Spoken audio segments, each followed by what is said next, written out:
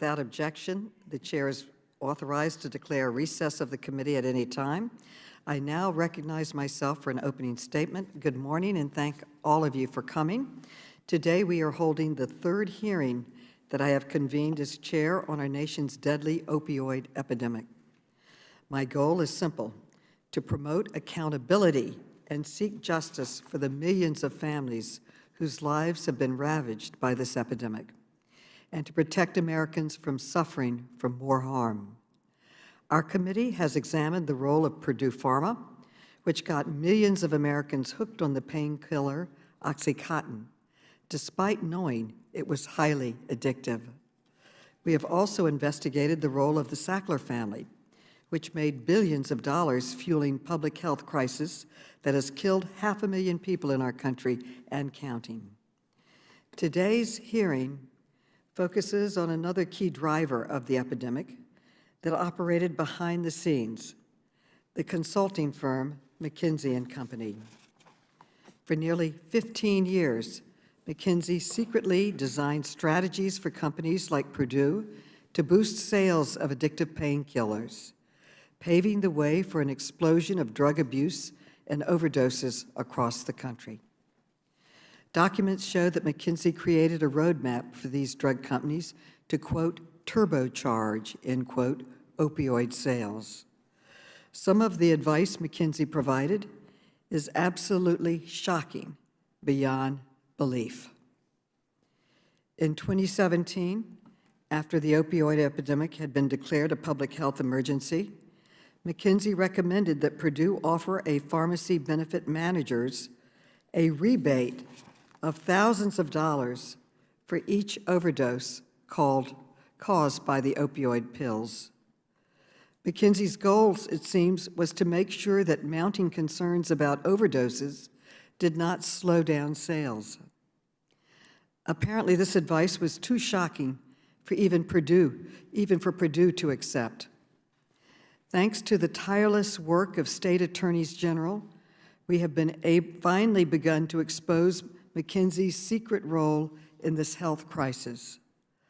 I am deeply grateful for the participation today of Massachusetts Attorney General Maura Healey, who has been leading the fight for accountability from Purdue, the Sacklers, and McKinsey.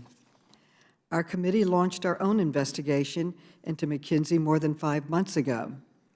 We have learned that at the same time McKinsey was providing secret advice to Purdue to boost opioid sales, the firm was also consulting for the Food and Drug Administration, which oversees the opioid industry. In other words, McKinsey was advising both the fox and the hen house and getting paid by both. The committee recently released a staff report showing that at least 22 McKinsey consultants work for both the FDA and opioid companies, often at the very same time. Now McKinsey has defended this conduct, claiming that the firm did not work for the FDA on specific opioid regulation or approvals. But the truth is there was obvious connections between McKinsey's work for FDA and for opioid companies. For example, in 2009, McKinsey advised opioid companies to, quote, band together, end quote, to, quote, defend against strict treatment by the FDA, end quote. Then in 2011, McKinsey began working for the very FDA offices overseeing the opioid industry. The assignment was set to, quote, strategic goals and objectives, and to improve drug safety and address adverse health impacts. Clearly, McKinsey should not be setting strategy for both drug companies and the FDA. Since 2008, McKinsey has collected $140 million from the FDA. Just yesterday, the FDA announced at a Senate hearing that it has stopped issuing contracts to McKinsey while investigations into its conduct are ongoing. Documents uncovered by the committee also paint a damning picture of how McKinsey used its federal connections to advance its private sector business interests. In a sales pitch to Purdue's CEO, McKinsey bragged about, quote, who we know and what we know, including the FDA. In 2018, the firm sent a private memo to President Trump's Secretary of Health and Human Services, Alex Azar.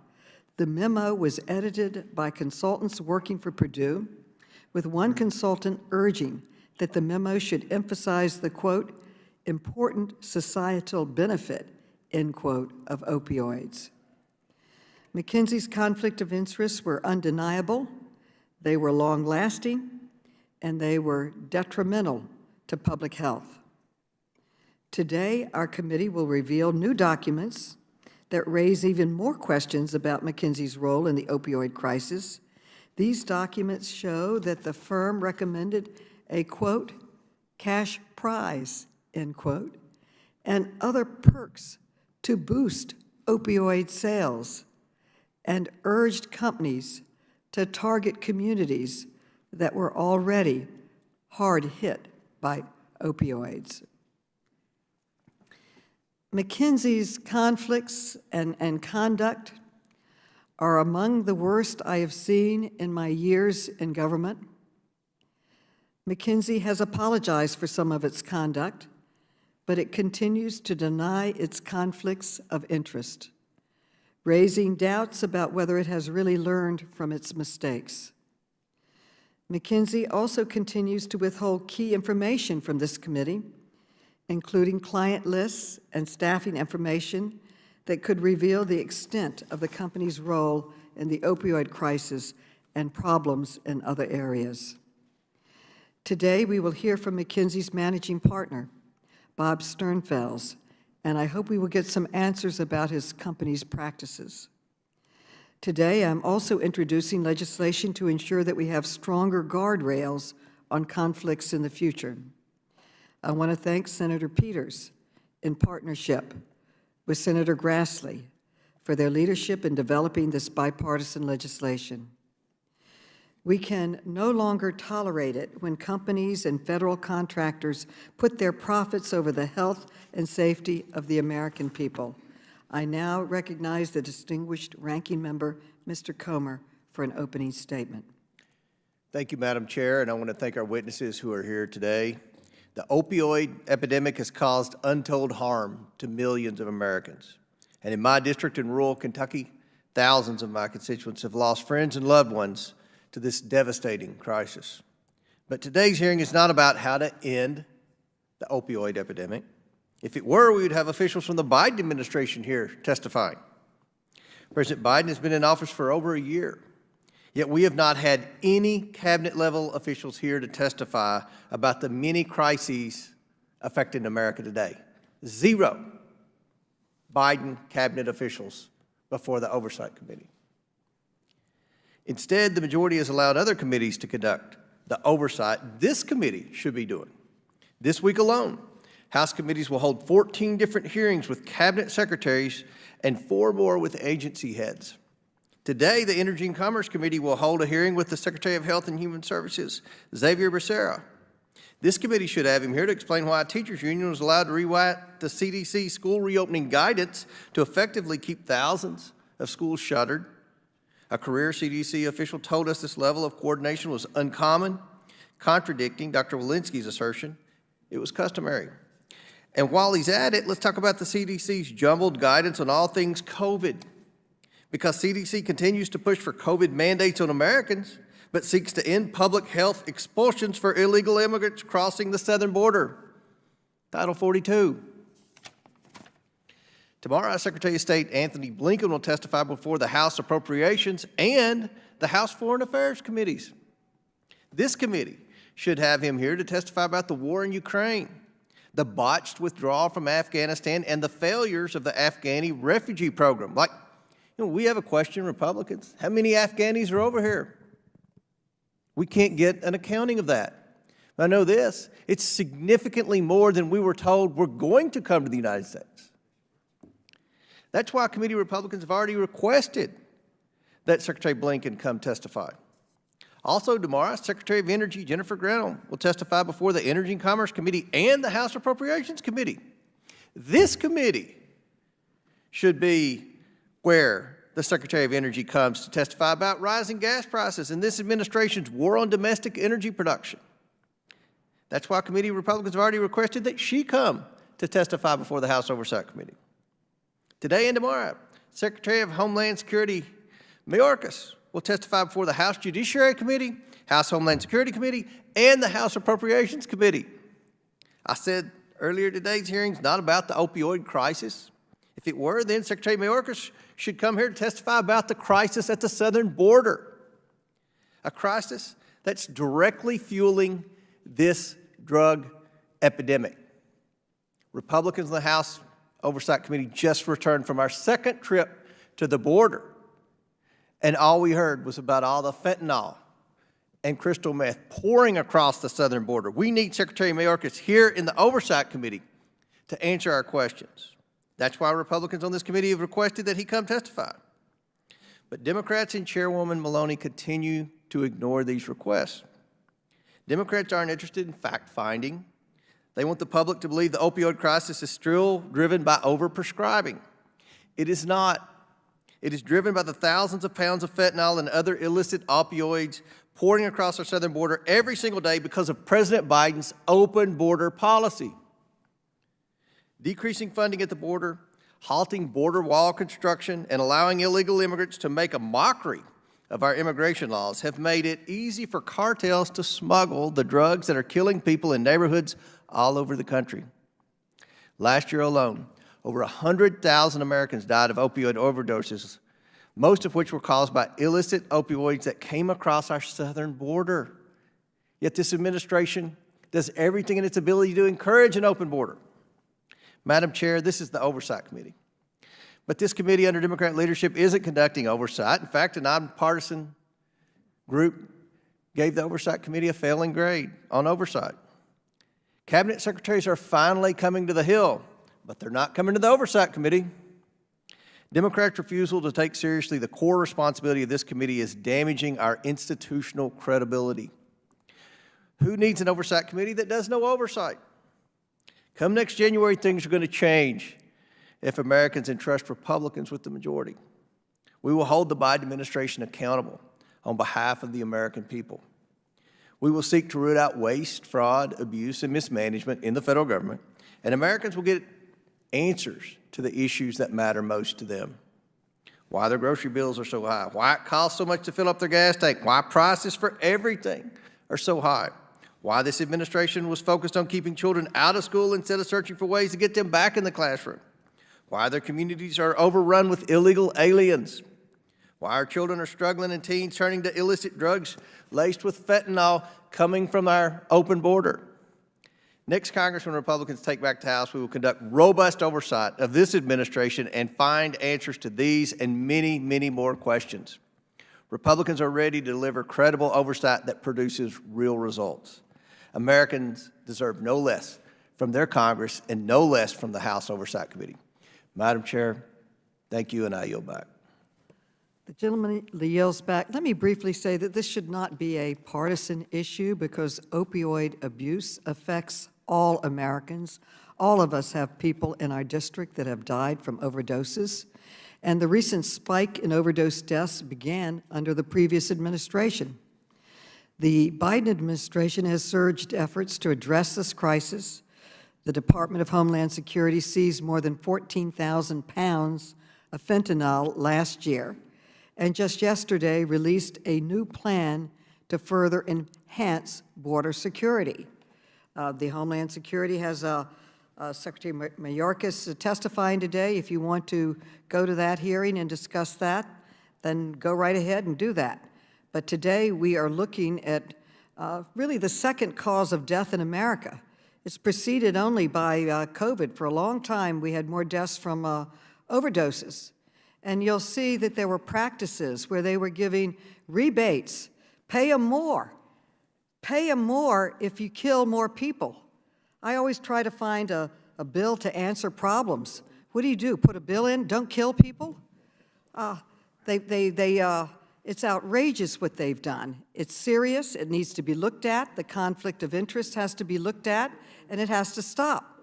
Now, I ask unanimous consent to put a listing of the 26 hearings that we've had in this committee, many of them with people that are in the administration and on many issues that are important.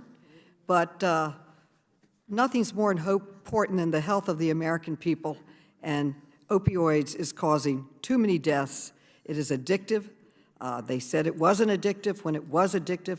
It is a serious health problem. It needs to be addressed. And I hope we will focus on the issue before us. Now we need to move on. And I'd like to introduce our witnesses. Our first witness today is Bob Sternfels, who is the Global Managing Partner at McKinsey & Company. And I now will recognize Ms. Presley to introduce our next witness, A.G. Healey. She will recognize A.G. Healey. And we thank her so much for coming. Ms. Presley? Thank you, Madam. Yes. Good morning. Thank you, Madam Chair. It is really my distinct privilege to introduce Maura Healey, the Attorney General for the Commonwealth of Massachusetts. As the people's lawyer, General Healey has been a national leader in efforts to confront the opioid public health crisis, which has decimated communities and families in the Massachusetts 7 and throughout the country. She has been a champion for families and communities targeted, victimized, and traumatized by the corrupt and malicious actors that have profited from the opioid epidemic. Most notably, Attorney General Healey created a first of its kind, restorative justice focused opioid recovery and remediation fund that takes the ill-gained profits from companies like McKinsey and uses them to expand access to opioid use disorder prevention, intervention treatment, and recovery options. Attorney General Healey, I applaud your leadership. I thank you for your many years of friendship and steadfast partnership, and I welcome you back to the House Committee on Oversight and Reform. Many thanks to you, Congresswoman Presley, for your work on behalf of so many families devastated by this opioid epidemic and crisis. To Chairwoman Maloney, Representative Comer, members of the committee, thank you for holding A.G. Healey, A.G. Healey, we're introducing all of the people, and then we're coming back to you very briefly. But unfortunately, A.G. Healey has a hard stop at 11 o'clock. But when she leaves, she will be replaced on the panel by Jillian Feiner, who is a senior enforcement counsel in the Massachusetts AG office. Next, we will hear from Uttam Dhillon, who is the chair of the Regulatory Defense Compliance and White Collar Practice Group at Michael Best and Frederick. Finally, we'll hear from Jessica Tillipin, who is the Assistant Dean for Government Procurement Law Studies at George Washington University Law School. The witnesses will be unmuted so we can swear them in. Please raise your right hand. Do you swear or affirm that the testimony you are about to give is the truth, the whole truth, and nothing but the truth, so help you God? I do. Let the record show that the witnesses answered in the affirmative. Thank you, and without objection, your written statements will be made part of the record. With that, Mr. Sternfels, you are now recognized for your testimony, and you will be followed by Attorney General Healey. Thank you. Well, Chairwoman Maloney, Ranking Member Comer, and members of the committee, thank you for the opportunity to be here today to discuss our history, policies, and approach to client service. McKinsey is one of the world's leading providers of business and organizational consulting services, serving the largest and most significant American and multinational companies, institutions, foundations, and not-for-profit entities. We were founded in Chicago in 1926, and today we encompass more than 38,000 employees globally, with more than 12,000 employees in the United States. We're currently serving more than 3,000 clients, and nearly half our revenues come from clients headquartered in the United States. Our work is deeply rooted in American values, including the principles of economic growth and mobility, business innovation, sustainability, community development, and the rule of law. Our approach to client service is centered on evidence-based empirical research, fact-based problem solving, rigorous data gathering, and deep economic analysis. Our consulting services often require us to work with the client's most sensitive, confidential, and competitively important information. The protection of this information entrusted to us is therefore a fundamental value at McKinsey, and it forms the backbone of our policies on conflict of interest. This is why we have a comprehensive set of policies and procedures designed to maintain client confidences, protect client data, and avoid conflicts of interest. We've also adopted practical guardrails that are important to us and our clients, including long-standing restrictions on staffing projects where confidential information from one client could be used against another client. These policies and procedures are core to who we are as a firm.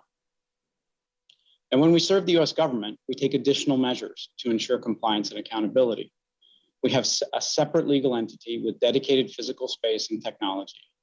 And additional policies also apply, including our organizational conflicts of interest policy, which follows the requirements of the Federal Acquisition Regulation. We also recognize that we must continue to evolve and strengthen our approach to governance and client service. As part of our own continuous improvement, in 2019, we launched a more rigorous framework and set of criteria to determine which clients we serve and on which topics. It's by far the most comprehensive and complete client service framework in our industry today. We have substantially increased our internal resources in area of risk, legal, and compliance. In the last 4 years alone, our investment in professional staff, compliance, training, technology, and related activities have topped $600 million. I would now like to turn to the committee's recent staff report about McKinsey's work for Purdue Pharma and the FDA. Most importantly, McKinsey did not serve both the FDA and Purdue on opioid-related matters. As both McKinsey and the FDA have made clear, our work for the FDA focused on administrative and operational topics, including improvements to organization structure, business processes, and technology. In a response to congressional questions, the FDA have been equally clear. McKinsey did not consult about any specific drug product or product class, and none of our contracts with the FDA related to opioids. The staff report has additional flaws. It looked at a time period of the work without examining the nature of the work. It implied incorrect conflict standards, and it took large speculative leaps to reach unwarranted findings. As one example, the staff report incorrectly said McKinsey shared confidential FDA information with its private sector clients. In fact, the reference content was publicly published by the FDA more than 8 months earlier.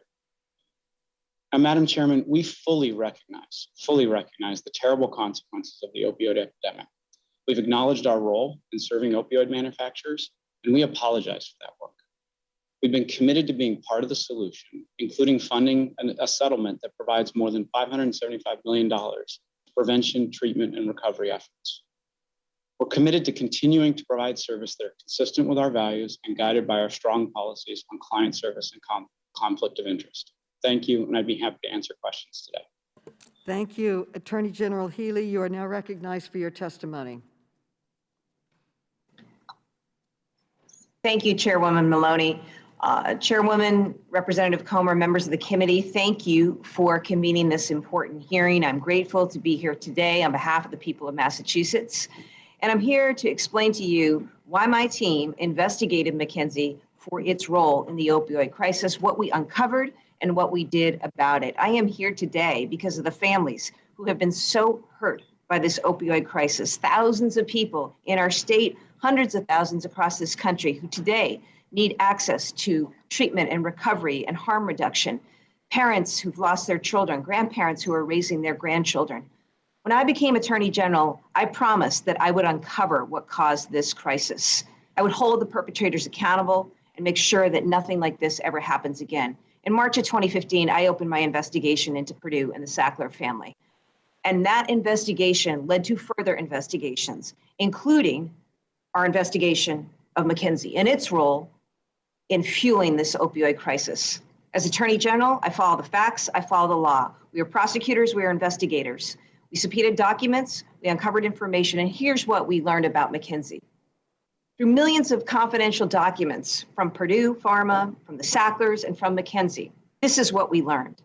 We learned how McKinsey worked directly with Purdue and the Sacklers to turbocharge OxyContin sales, exactly at the time when people in Massachusetts were overdosing and dying. We learned that McKinsey consultants worked directly with the Sackler billionaires who controlled Purdue. We found that McKinsey told the Sacklers to target the most dangerous prescribers who put the patients on opioids at the most highest levels and at the highest doses for the longest periods of time. We found that McKinsey coached Purdue to band together with other opioid companies to defend against strict treatment by the FDA. We found that at the same time that McKinsey was working for Purdue, the same McKinsey consultants were in fact also working for the FDA. McKinsey went so far as to brag about this. They wrote to Purdue's CEO that Purdue should hire McKinsey because of, quote, who we know, close quote, including specifically because McKinsey worked for the FDA. We found that McKinsey did not want the world to know what it was doing. When I sued the Sacklers, McKinsey consultants read about my investigation and lawsuit and actually planned to delete their documents and emails. They wrote that they were going to destroy the evidence because, quote, someone might turn to us, close quote. I wasn't about to let them get away with that. I worked with attorneys generals from both parties to secure a national resolution that made McKinsey pay for its misconduct, forced McKinsey to change its practices, and required McKinsey to turn over its documents to the public for all to see. I want to thank Colorado Attorney General Phil Weiser and many other colleagues for working with me to hold McKinsey accountable. I submitted for the record the court order that requires McKinsey to pay and change its ways. First, we required McKinsey to pay more than $500 million to address the opioid crisis nationwide. In Massachusetts, every dollar that we recovered is going to treatment, prevention, and harm reduction through a trust fund that is overseen by public health experts, by families who've experienced substance use disorder, and by representatives from Massachusetts cities and towns.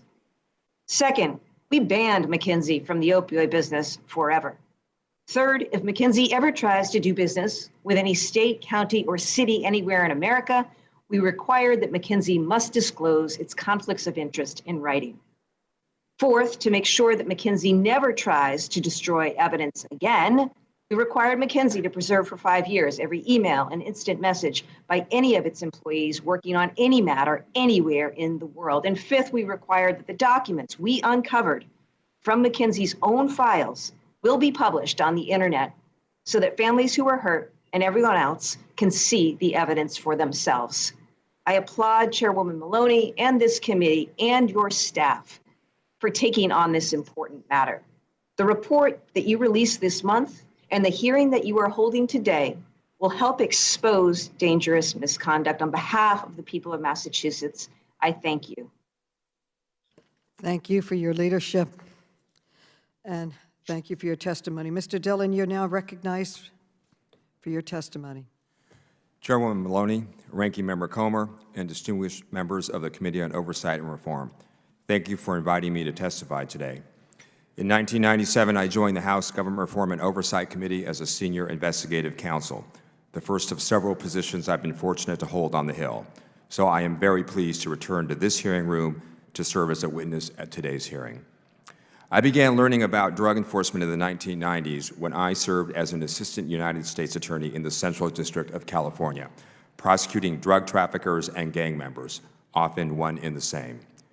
During the second Bush administration, I was nominated by the President and unanimously conferred by the Senate as the first director of the Office of Counter-Narcotics Enforcement at the Department of Homeland Security, a drug policy office responsible for working with DHS's counter-narcotics agencies. And more recently, I had the honor and the privilege to lead the brave professionals of the Drug Enforcement Administration and to serve as the director of Interpol Washington. Today, the United States is experiencing the third wave of the opioid crisis. The first wave began with a flood of prescription opioids. Increased pricing and better regulation led to a cheaper, more powerful alternative to prescription opioids, heroin, starting the second wave. The source of the second wave was predominantly Mexican drug cartels who poured cheap heroin into the U.S., resulting in increased heroin seizures along the southwest border and a dramatic rise in overdose deaths.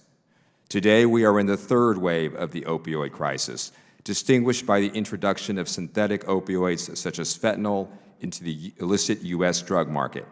This third wave is driven largely by the Mexican drug cartels and China's willingness to sell fentanyl and fentanyl precursors to those cartels. Synthetic opioids such as fentanyl are easy to produce, easy to conceal, and more lucrative than other drugs. Unlike illicit drugs such as cocaine and heroin, Drug traffickers do not need to control large areas of land to grow coca or opium, the plants from which cocaine and heroin are derived. Nor are they subject to natural forces like droughts or blight. The barriers for entry into the synthetic drug market are relatively low. All you need is a basic understanding of chemistry, access to the right chemicals, and a distribution network. Mexican drug cartels possess these three operating requirements, and their pivot into synthetic opioids was as deadly as it was swift. Last year, largely as a result of illicit drugs smuggled into the U.S. across our southwest border, over 100,000 Americans died from a drug overdose, with more than 70% dying from synthetic opioids such as fentanyl. That's an increase of 30% from the previous year. Add to that the countless number of Americans suffering from substance addiction, and this crisis touches virtually every American. DEA's most recent National Drug Threat Assessment, issued in March of last year, describes Mexican drug cartels, also known as transnational criminal organizations due to the global nature of their criminal activity, as, quote, the greatest drug trafficking threat to the United States, close quote.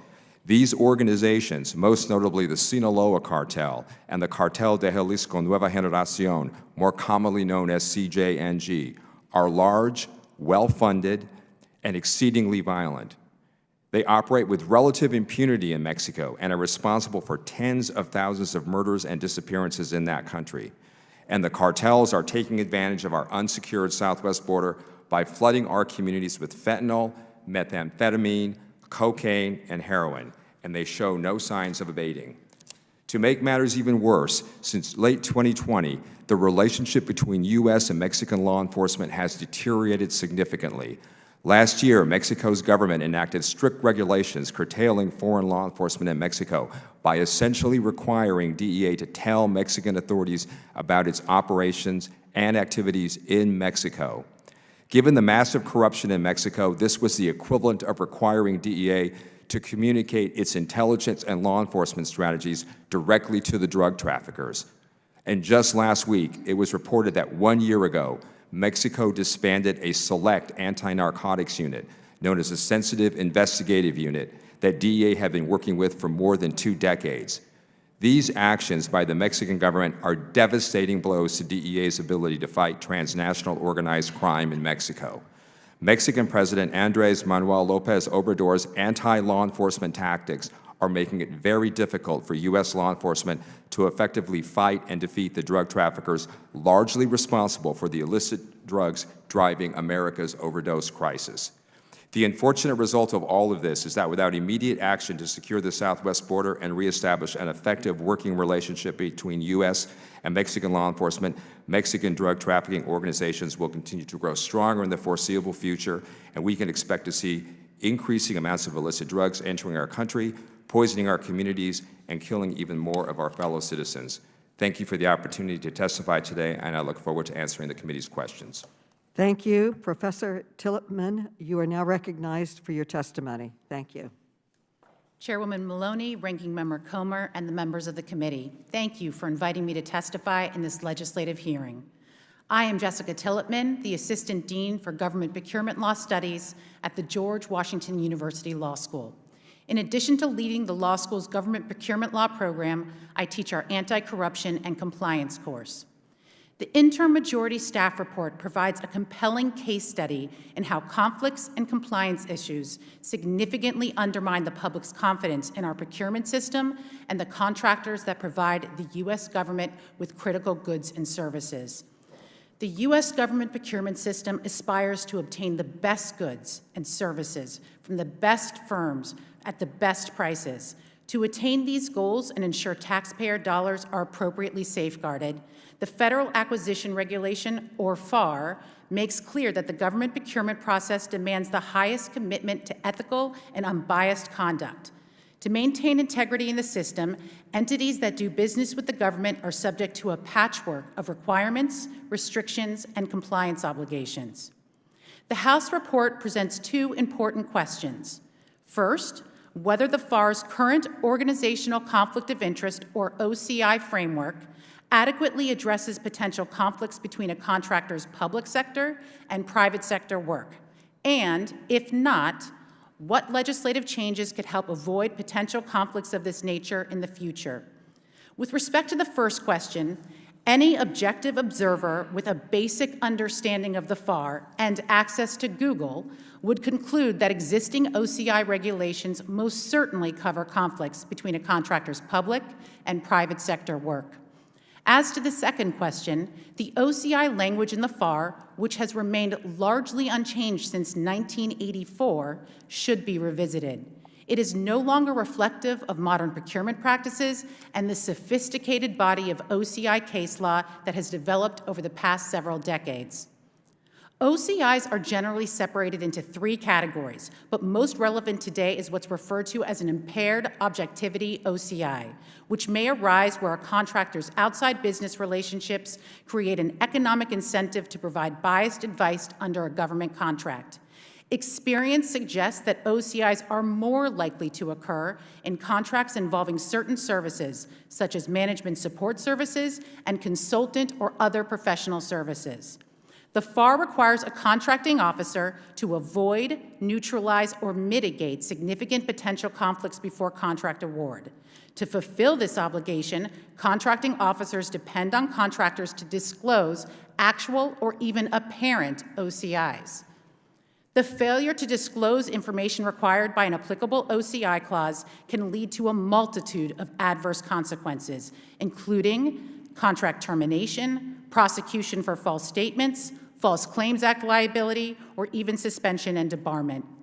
Given the potentially severe consequences for failure to disclose an actual or potential OCI, most experienced contractors take affirmative steps to identify potential conflicts of interest and, to the best of their ability, mitigate them by, for example, developing firewalls, executing non-disclosure agreements, or shifting work to a neutral, unaffiliated third party. All of the issues highlighted in the House report must be considered against the backdrop of a growing global consensus on the importance of internal ethics and compliance programs designed to prevent, detect, and mitigate ethics and corruption risks. Given the heightened corruption risks and compliance obligations associated with government contracts, most sophisticated government contractors have invested heavily in risk-tailored ethics and compliance programs to reduce the risks they face. Moreover, given the increased OCI risks associated with contracts involving management support and consulting services, contractors providing services of this nature would be expected to dedicate a greater proportion of their compliance resources to this particular aspect of their compliance program. Notably, merely adopting an OCI policy is not enough. An official policy that appears strong and protective is virtually meaningless if ignored. To be clear, an occasional violation or deviation does not mean that compliance program is ineffective. However, evidence of a systemic disregard for compliance policies and procedures, particularly when committed by senior leaders, is often very strong evidence of a weak culture of compliance. In 2011, the FAR Council thoughtfully proposed a revision of the FAR's OCI rules that addressed numerous outstanding issues. Although the rule was ultimately withdrawn, the House report reminds us that it's time to revisit the work the FAR Council began over a decade ago and bring greater awareness and compliance attention to this important issue. Thank you for the opportunity to discuss this important matter with you. I would be pleased to answer any questions. Thank you for your testimony. I now recognize myself for 5 minutes. Attorney General Healey, your investigation revealed that McKinsey helped drug companies increase opioid sales and fight against meaningful regulation of opioids. Based on your investigation, did McKinsey advise Purdue to undermine federal drug safety measures, and if so, how? Thank you, Congresswoman. The answer to that is quite simply absolutely, and it is infuriating. And it spanned many years. If you go back to 2008, there was a time when the FDA was actually trying to create a safety program for OxyContin and impose stricter standards. And at that time, McKinsey was actively coaching Purdue on how to band together with other opioid companies to fight against those stricter safety requirements. The FDA never implemented the stricter requirements. And of course, the opioid epidemic just kept getting worse. I submitted today McKinsey's own email from their very own files as the first exhibit with my testimony.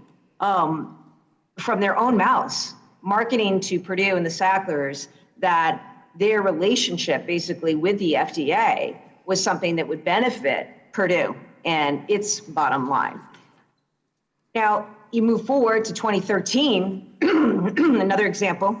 This is at a time when Americans were overdosing and dying of opioids. McKinsey is telling the Sacklers to, quote, turbocharge OxyContin sales by relentlessly targeting doctors who wrote the most dangerous prescriptions for the most patients at the highest doses possible, a calculated effort to specifically target those prescribers.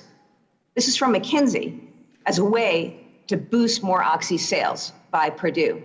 McKinsey consultants went so far as to actually get in the car with Purdue sales representatives to go pitch opioids to doctors. And McKinsey went to Purdue's national sales meeting to push their scheme to sell more drugs. We found that McKinsey time and time again worked directly with Purdue to oppose efforts directed at safety and knowing what was happening in terms of people becoming sick, overdosing, and dying. McKinsey designed schemes to get more people on opioids, and as a result, more people suffered and died. And I want to raise something as well that I find really appalling. One thing that we uncovered is that as thousands of people in America were dying, McKinsey was briefing Purdue on ways to salvage the opioid business with health insurance companies, because there was more pressure being brought to bear as more recognition that these prescription opioids, which in Massachusetts alone have accounted for 2/3 of all overdoses in our state since 2009. That while this is happening and more focus and attention is being brought to bear, McKinsey's advising Purdue on how to deal with this, and in particular concerns raised by insurance companies. So here's what McKinsey proposes. They actually propose paying a rebate to the insurers for each patient who overdoses.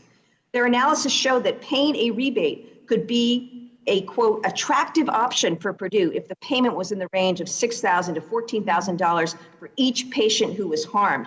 The money wouldn't go to the patient, but it would go to the insurance company to encourage them to keep paying for Purdue's drugs. While we don't believe that this rebate proposal ever got traction, it is evidence that McKinsey shouldn't be in this business, and it is emblematic of the kind of activity that McKinsey engaged in with Purdue. And to answer your question, it absolutely undermined public safety. Thank you. Mr. Sternfels, our committee found that McKinsey made more than $140 million consulting for the FDA in 2008, but McKinsey has never publicly disclosed how much it made working for private opioid companies. How much money was your firm paid by Purdue and other opioid manufacturers? Congresswoman, I don't have that number today. If that's of interest, I'm happy to dig that up and come back to this committee. Fine. Attorney General Healey, how much money was McKinsey paid by Purdue? Do you know? Forgive me, I was on meeting. $86 million. $86 million, that's a lot of money, and that's just one of 4 companies that they were paid privately. And we know what kind of advice that brought with that money, advice on how to fight federal regulation, increase its own bottom line, knowing that it would lead to more opioid overdoses. I have many questions, but my time has almost expired, and I want to stick very strictly with the 5 minutes because A.G. Healey has a 11 o'clock leave, and I want more people to get to her. But Mr. Sternfels, can you please make a commitment that you will give to this committee the documents that we have requested by Friday? Chairwoman, as we've made very clear, our intent is to work fully with this committee to answer all the scope of questions that you've answered, and we'll continue to do that. I think as we had indicated going into this, we're not done on answering your questions, and you have my commitment that we'll continue to Thank provide you. the information. Very briefly, will you commit to turning over the complete client list and staffing information the committee requested in November, in our November letter by this Friday? We'll continue to keep working with you, Congresswoman, on the questions that you need. Our team is not disbanding on helping answer your questions. Well, the families destroyed by the opioid epidemic deserve accountability from your company, and we will not stop until we get it. My time has expired. I now recognize the gentlelady from North Carolina, Mrs. Fox. You're now recognized for 5 minutes. Thank you, Madam Chair. And if I go over a little bit, I'll note the clock went off, but you kept talking. Limiting the supply of opioids available on our streets is crucial to preventing opioid abuse and overdoses.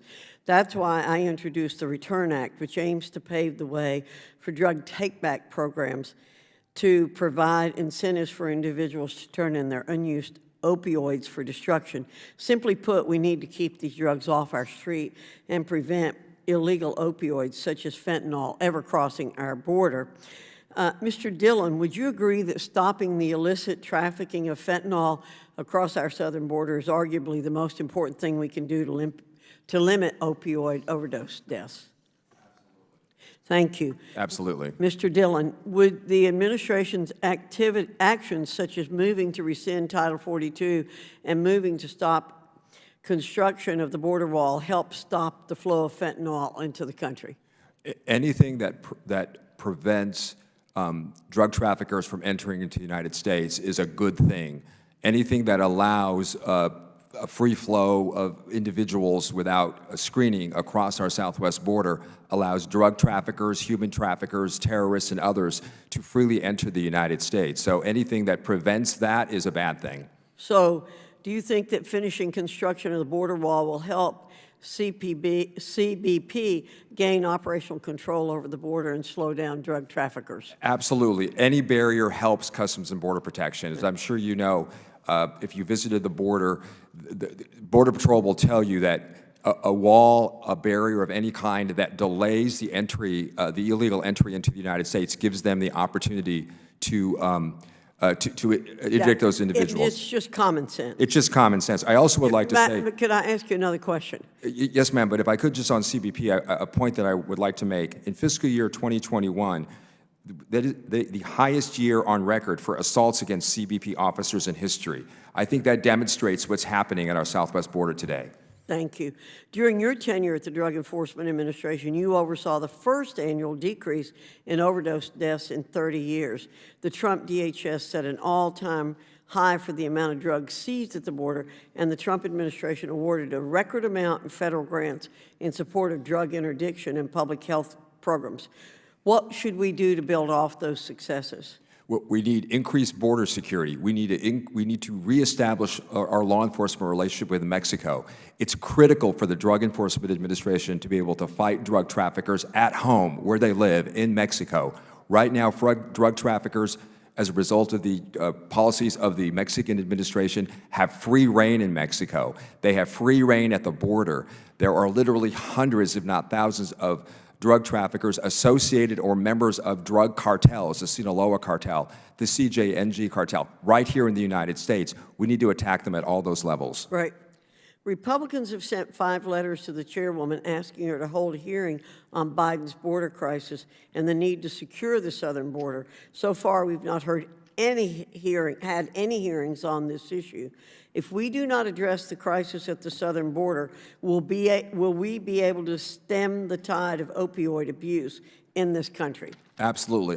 Absolutely not. I believe that if we do not secure the southwest border, the drug cartels will continue to flood this country with even more fentanyl, methamphetamine, cocaine. It's important to recognize also that Americans are dying at record numbers from methamphetamine and cocaine overdoses. We are focusing on fentanyl because we see more Americans dying as a result of opioids, but there are other drugs that are killing Americans too. We have record overdose deaths here, and the only way to stop it is to stop the drugs from coming into the U.S., and the majority are coming through the southwest border. Well, you already touched on my last questions in that comment, but I just say altogether that there's a lot at stake on the southern border if we do not stop this drug trafficking. And you've mentioned the transnational criminal organizations coming into our country. Are they going to continue to grow and import their violence into the U.S.? Absolutely. There's no reason for them not to. This is a multi-billion-dollar trade, and when you have billions of dollars involved and global criminal organizations fighting for every dollar, you can expect violence to increase as a result. Thank you. Thank you, Madam Chairman. I didn't need my time. The gentlelady yields back. As announced at the beginning of this hearing, Attorney General Healey has a hard stop at 11 o'clock. Attorney General Healey, we thank you for your testimony. You are excused. We will pause for a moment while Ms. Feiner gets on the camera. Thank you so much for your leadership. Thank you.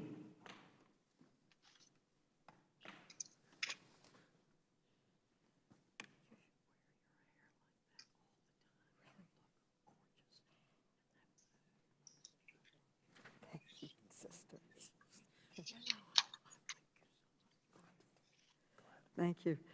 The gentlelady from the District of Columbia, Ms. Norton, is recognized for 5 minutes. Ms. Norton. Thank you, Madam Chair, for this important hearing. It's only in recent years that McKinsey's role in helping Purdue to flood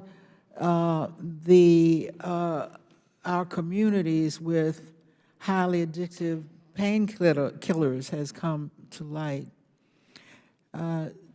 2 weeks ago, the committee released an interim staff report that found that McKinsey didn't just work for both FDA and Purdue, they staffed some of the exact same people for those contracts. Dean Tillman, when a government contractor uses the exact same personnel for both private sector and public sector work, are there any potential red flags for conflict of interest? Thank you for your question, Congresswoman. An OCI analysis is a very fact-intensive analysis. Nevertheless, depending on the nature of that work, if there's potential of significant overlap, that could raise significant red flags about the presence of an OCI. Mr. Sternfels, you are the global managing partner of McKinsey. You have also held roles with responsibility for McKinsey operations. The buck, therefore, clearly stops with you. When did you first become aware that McKinsey staffed the same consultants at federal regulators and private sector companies with matters before them? Well, thank you, Congresswoman. And I would also just start by, we fully recognize the travesty that this crisis has had in America, and we've lost several of our colleagues in the epidemic as well. As you note, I became our global managing partner in July of last year. Is that when you became first aware? That's when I took over this current role. And I became aware of our staffing actually on this particular issue associated with my responsibilities around that time. Every single one of the 37 FDA contracts examined by the committee had at least one McKinsey consultant who also consulted for Purdue former audit. The committee found at least 22 consultants who worked at FDA and opioid manufacturers since 2008.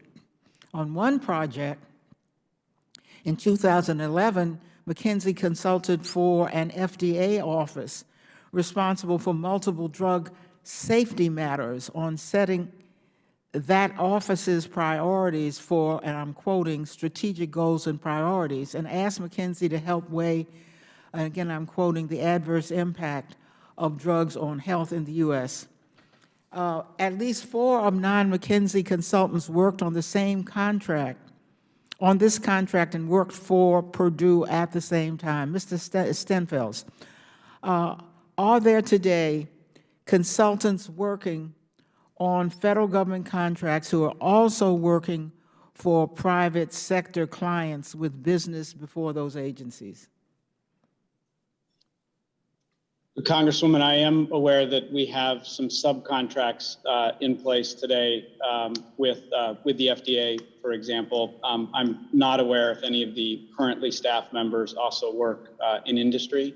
I will point you to the fact that this notion of conflict of interest, I would go to Professor Tillman, is not rooted in the individuals. It's rooted in the nature of the work, to quote her own statement. Will you commit today that McKinsey will stop staffing consultants on projects for federal agents and private sector clients with business before those agencies?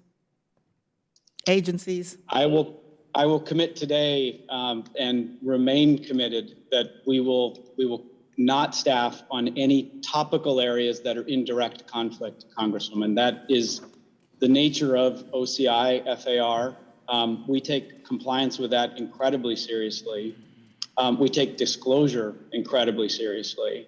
And we will make absolutely sure that we comply with all rules and regulations that are appropriate with that.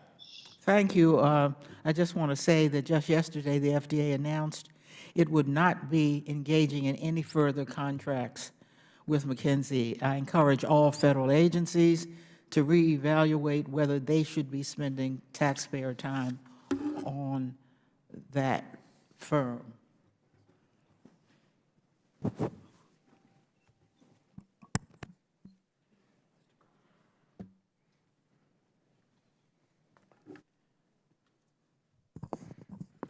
The gentleman from Wisconsin, Mr. Grothman, is recognized for 5 minutes. Thank you. I'd like to thank the committee chairman for having this hearing. I don't think we can really have too many hearings on the drug companies and maybe the excessive influence they have on our bureaucracy. We right now have, in the most recent 12-month period, 110,000 deaths from illegal drug overdoses. I'll ask Mr. Dillon, could he comment on those deaths and which drugs in particular you think are responsible for the 110,000? Which drugs are most responsible? Yeah. Opioids is a general category, so that would include synthetic opioids such as fentanyl and natural opioids such as heroin, and prescription drugs, prescription opioids. They're that group together is responsible for the vast majority of the overdoses. I'm told right now fentanyl is the biggest of the bunch. Is that Absolutely, that is correct. And where do those drugs come from? Largely, they come from Mexico. The drugs are imported either as fentanyl into Mexico and then brought by the cartels across our southwest border, or precursor chemicals come from China into Mexico. The drug cartels then manufacture the fentanyl and bring it across the southwest border. Okay, I was told by my local DEA guy that he thought maybe 100% of the deaths in Mexico came from fentanyl brought across the southern border. I mean, 540, could all 540, but that's what he speculated. Yeah, that is probably, I always hesitate to say 100%, but there is virtually no, that I know of, illicit fentanyl manufacturing occurring in the U.S. It is almost entirely in foreign countries and then brought into the U.S. Could you comment? I mean, I was down on the border last week, and it's so frustrating to see 110,000 deaths and nobody seemingly caring very much. Because you'd figure as a minimum, we'd begin to try to cut off the spigot, and actually things are going the opposite way right now. We have less drugs being captured because the Border Patrol is busy doing other things. Could you comment on our efforts being made to stem the tide of drugs across the southern border? It seems like it goes up 80,000, 90,000, 100,000, 110,000, the less we guard the border. Could you comment on that? Well, I want to say that the men and women of the Border Patrol and Customs and Border Protection, I know, are doing their very best. They are overwhelmed. I view the border at this point as essentially an unguarded border, and the cartels are aware of that. They actually plan at times to surge migrants to the border so that they can take Customs and Border Patrol off the line. So I believe at this point, large swaths of our southwest border are essentially unprotected, allowing for anybody, drug traffickers, human traffickers, terrorists, to cross our border at will and enter into the United States. Can you say we as a government care about the 110,000 who died last year and still have an open border? I believe that once, in my view, establishing border policy, immigration policy, one cannot ignore national security. And national security, a part of that is looking at how these drug cartels are affecting and killing our citizens. So in my view, it is impossible to have to have a drug or a border policy that doesn't also take into account national security. Ultimately, people should go to prison or suffer some penalty for that, I would think. Some people consider sales or trafficking in fentanyl or other deadly drugs nonviolent crimes. Do you consider that nonviolent? I could not disagree more with that contention. You have over 100,000 Americans were murdered by drug traffickers last year. That is violence. Talk to any individual who's lost a family member. Look in their eyes and you will see the pain. This is a violent crime. This is not a victimless crime. Drug trafficking has created Do you think we should increase the mandatory minimums on fentanyl? Right now, you have to have more fentanyl than heroin to get the mandatory. We absolutely should be increasing the mandatory minimum on fentanyls. I'm a firm believer in mandatory minimums for drug traffickers, and I believe that the fentanyl mandatory minimums should be increased. Incarceration works, putting drug traffickers in jail works. Right now we have overdose deaths because the supply is high. The only way to attack the supply is to seize those drugs and put the traffickers in jail. Thank you. Final question. There are allegations, which I believe, by the way, that the relationships between the regulatory agencies and the pharmaceutical industries are too cozy. And as the result, there's some drugs we're not looking into. Do you believe that sometimes the relationship between Big Pharma and the drug companies is too cozy in this country? That's not something that I can actually address, sir. I can say that when I was the head of DEA, there was no cozy relationship between DEA and the pharmaceutical companies. The gentleman's time has expired. Thank you very much. I call on now the gentleman from Georgia, Mr. Johnson, who is recognized for 5 minutes. Thank you, Madam Chair. Mr. Sternfels, isn't it true that since 2008, the Food and Drug Administration has paid McKinsey more than $140 million in taxpayer money? We have been serving the Food and Drug Administration since that time, Congressman. And you've received $140 million over that time, correct? I don't know the exact number, but it sounds about right.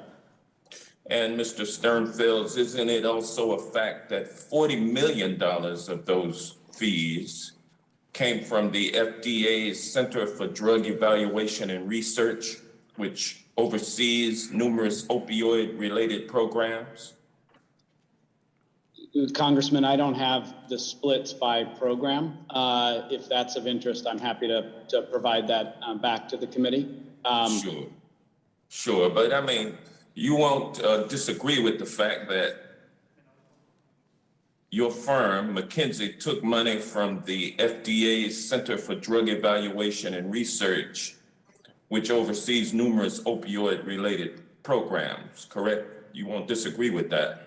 No, Congressman, I would agree with you that we did work on, I think what's called CDAR as the acronym for that. And it might make sense to also describe what we actually did with CDAR, because as I think the committee knows, it covers all drugs, not just opioids. It does include opioids though, correct? It does. And isn't it true, Mr. Sternfels, that at the same time that McKinsey was taking money consulting from the FDA, that McKinsey was also consulting with the opioid manufacturers, including Purdue Pharma, Johnson & Johnson, Mallinckrodt Pharmaceuticals, and also international, correct? We work with a host of pharmaceutical companies. At the same time that you were working with the federal government, correct? We were, Congressman, on different topic areas. Now, Mr. Stern-Fields, when was it that McKinsey first alerted the federal government to the fact that you were also working with the opioid companies? If you look through the history of our work with the FDA in our proposal process, Congressman, we've made multiple mentions in our proposals of our experience, both in the pharmaceutical industry. When did you first alert the federal government that you were working for the opioid companies at the same time?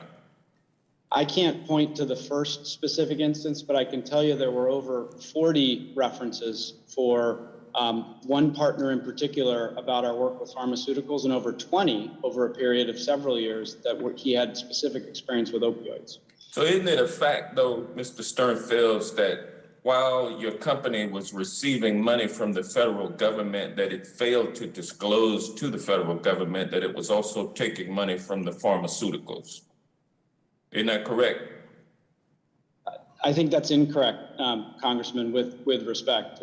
We made very clear that we were working both with the industry and with opioids in particular. From day one with the federal government, you contending that McKinsey let the government know that it was also taking money from the pharmaceutical industry? I'll figure out if it's from the day opioid one. industry, actually. Yeah, and Congressman, if the first date is of interest, I'll find that. I looked for total references, and there's many, but I'll go back and get you when the first date that, and as recently as yesterday, we've seen the FDA come out on record both about the work that we did with them and our relevant experiences in the industry and in opioids. So if it's useful, I'll go back and get you the actual first date. I'd like for you to do that.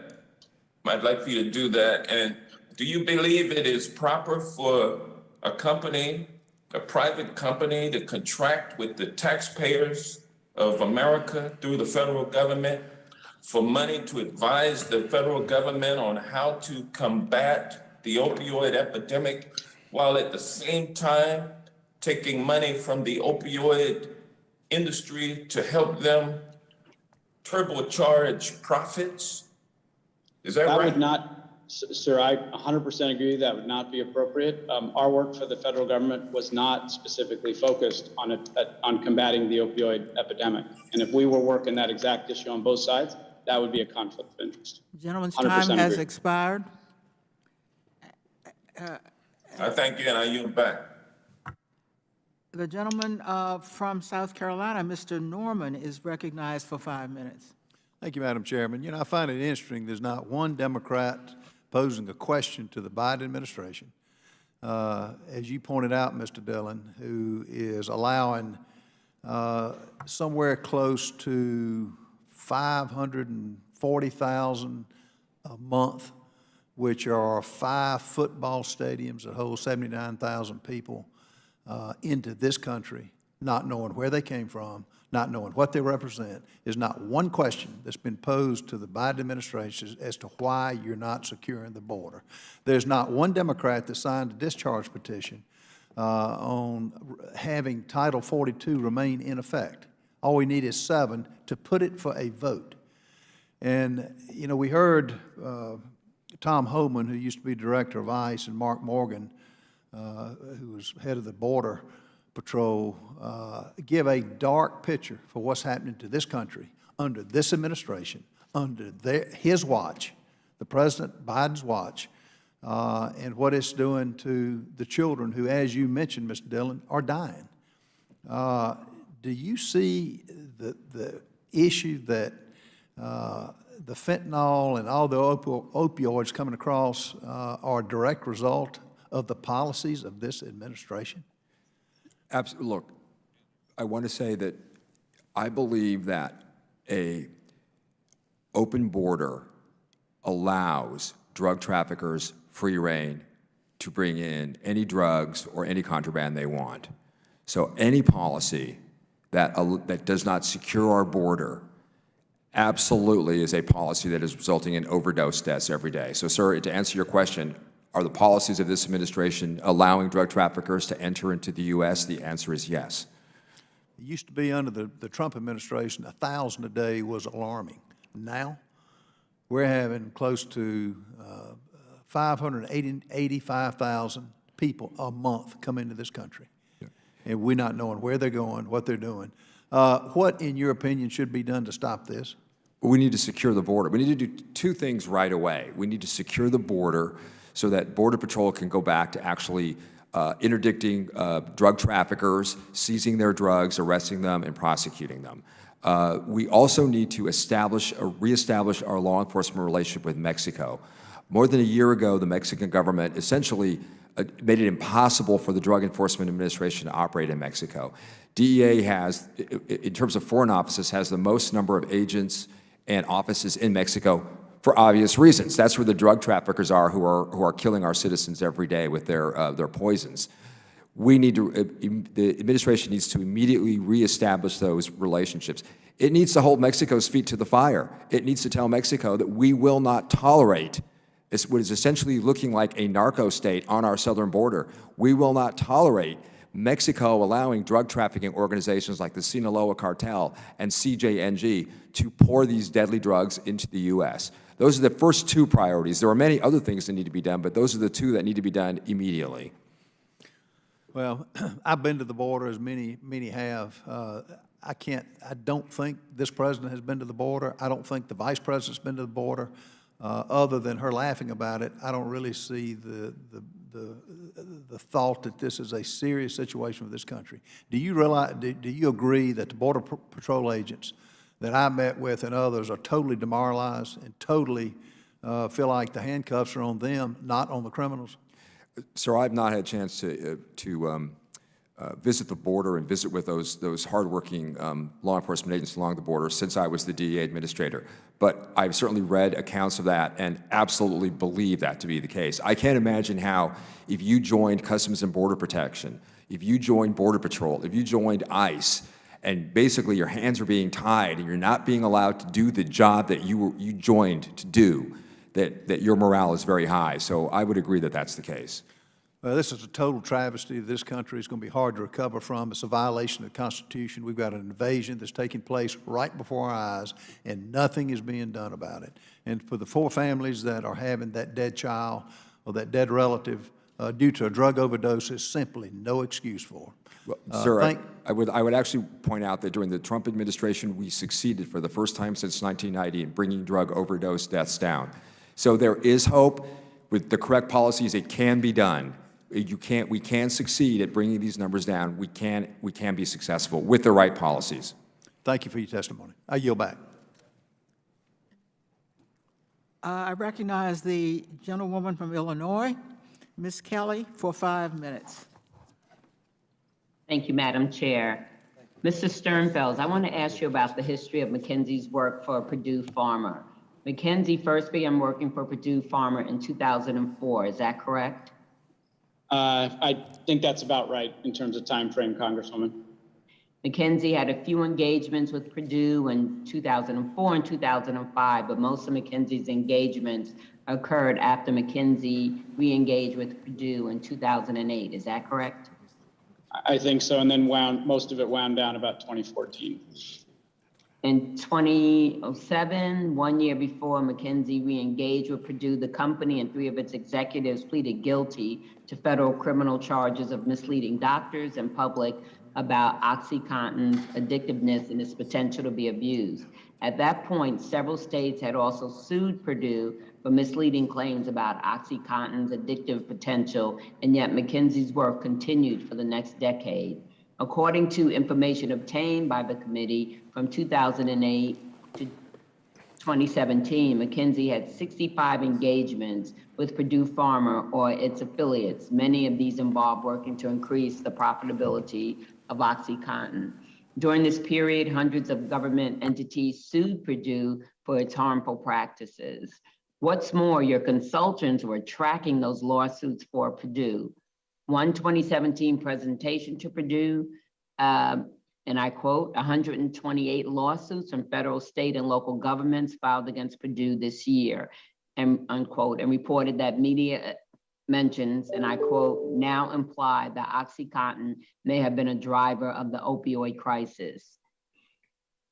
Your company was clearly aware of the harm Purdue was causing. Did McKinsey ever consider cutting ties with Purdue during this period?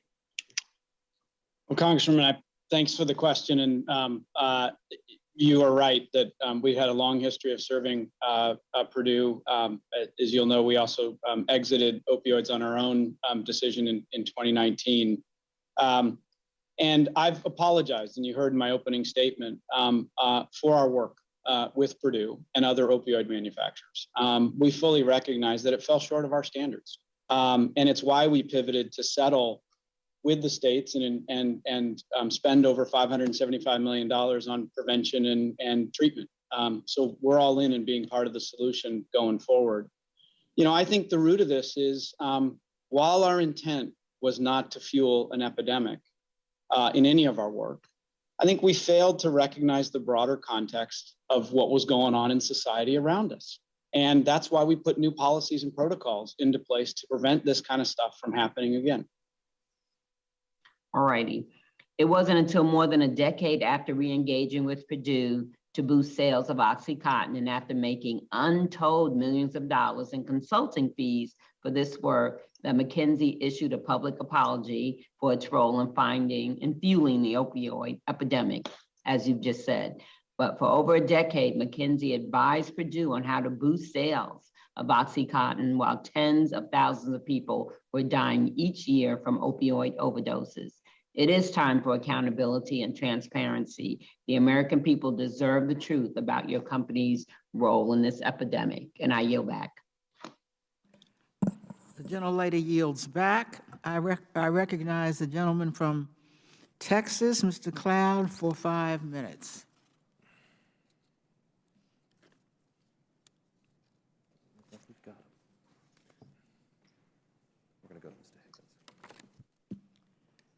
I move on, therefore, to recognize the gentleman from Louisiana, Mr. Higgins.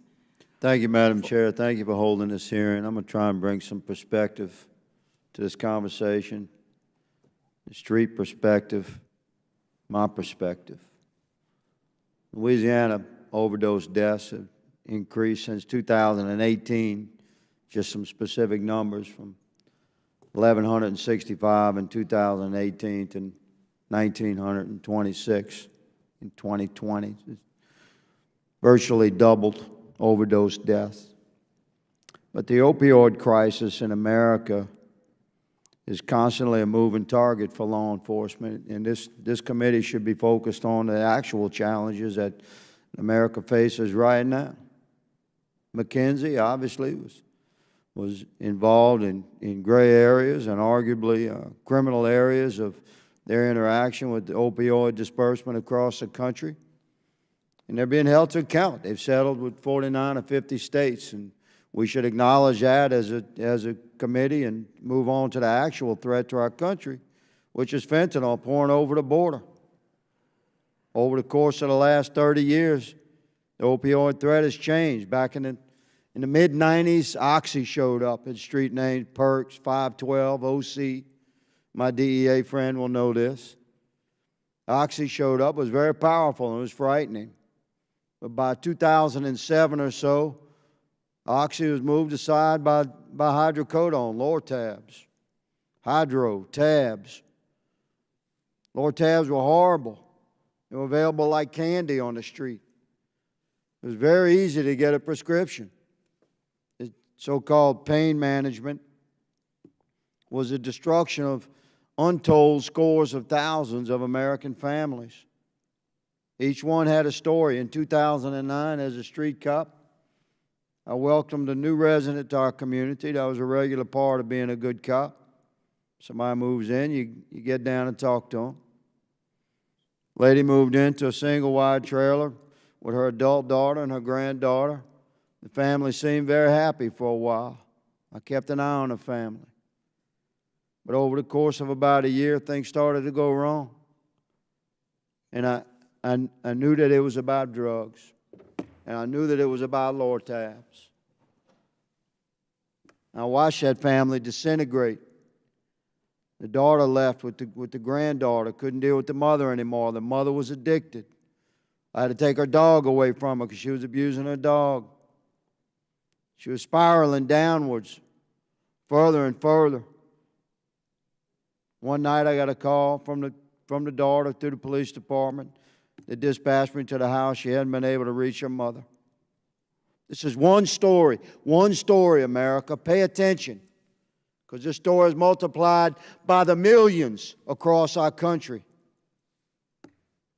The daughter called. She couldn't reach her mom. I got to the house. Couldn't get in. I didn't have a warrant, but I kicked the door. Her grandmother was laying there dead. Empty bottle of Lortabs in a filthy single wide. She died in squalor and filth, dead by tabs. The story multiplied again and again in my career. Every cop knows this story. By 2014 or so, Lortabs were gone. The laws were changed up here in this body. The schedule was changed on that drug. Doctors started restricting the prescription. It was in that era, I suppose McKinsey was responsible for what they're responsible for, and they've been held to account. But it's our southern border right now where fentanyl is pouring across into our country. Leading cause of death, my God, and we're not discussing the border in this committee? Americans are dying. Fentanyl is 80 to 100 times more powerful than morphine. A backpack of that junk will kill a whole city. It's pouring into our country directly as a result of the policies coming out of our own White House. Our own White House is killing Americans with fentanyl poured across the border. We want to talk about litigation and settlements from McKinsey, a company that had to deal with pushing RX drugs. They should be held to account, but they are being held to account. That's the American way. This committee should be focused on the existing threat. Madam Chair, I yield. I now recognize Mr. Krishnamurthy, the gentleman from Illinois, for 5 minutes. Thank you, Madam Chair. Mr. Sternfels, I wanted to draw your attention to a different topic, namely Juul labs and vaping. There are two complaints I have before me, one by the Alaska Attorney General against Juul from 2020, as well as another complaint filed by the City and County of Denver, Colorado, against the same, along with some other defendants. McKinsey is not one of the defendants, but it is mentioned within each of these complaints. I'll draw your attention to paragraph 155 of the Alaska complaint, in which it says that in 2018, at least as of 2018, McKinsey and Company had been retained by Juul Labs to conduct some market research with regard to e-cigarettes and teen preferences with regard to e-cigarettes. You don't have any evidence to dispute this particular fact, correct?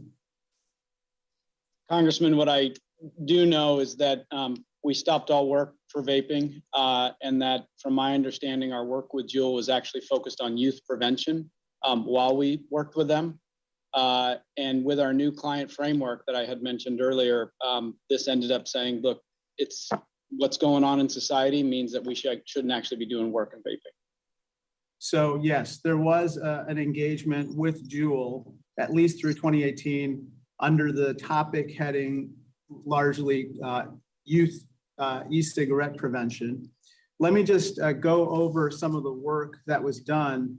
In paragraph 156 of this complaint, it says that McKinsey and Company surveyed teens aged 13 to 17, generating over 1,000 responses.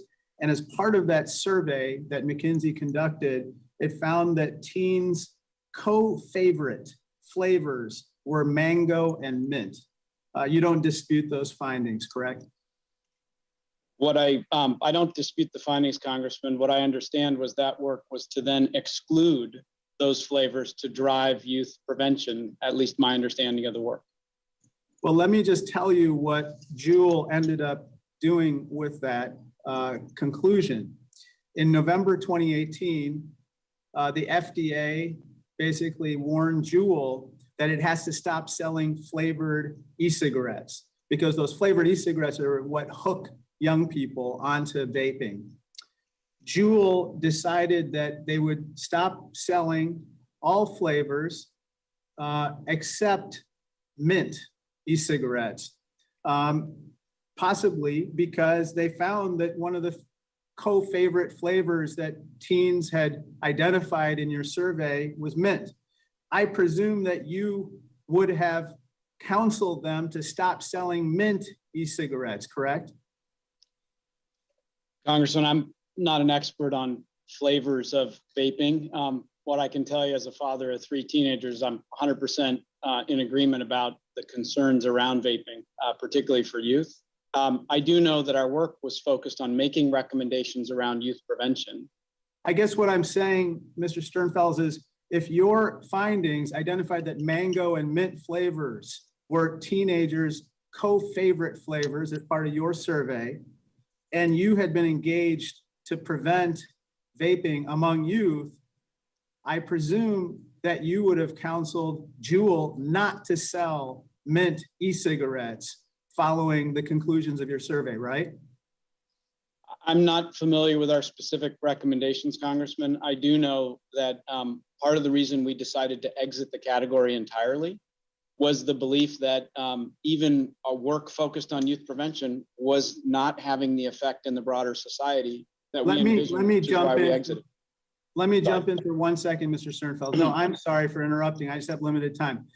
I would respectfully request that you and McKinsey please produce this particular survey along with your recommendations coming out of this survey, because it's very important to my investigation as chair of the Economic and Consumer Policy Subcommittee into the youth vaping epidemic. I should tell you that following our investigation, the Trump administration then banned these flavors except for menthol and tobacco flavored e-cigarettes. Mint and menthol are extremely close in taste preferences among youth. And can you commit to producing those documents to us? Well, Congressman, I just commend you for focusing in on this area. As you heard me, I'm equally worried as a father of 3 teenagers on this, and I'd be happy to work with you following up on what your specific questions are with respect to vaping to help answer any questions you may have after the testimony today. The gentleman's time has expired. I recognize the gentleman from Texas, Mr. Cloud, for 5 minutes. Thank you, Ms. Chairman. Last term, we had 7 hearings on the border in this committee hearing. We've seen videos of the majority members now who are at the border crying tears. Today, we're here to talk about an opioid epidemic while the #1 killer in the United States among young people is fentanyl.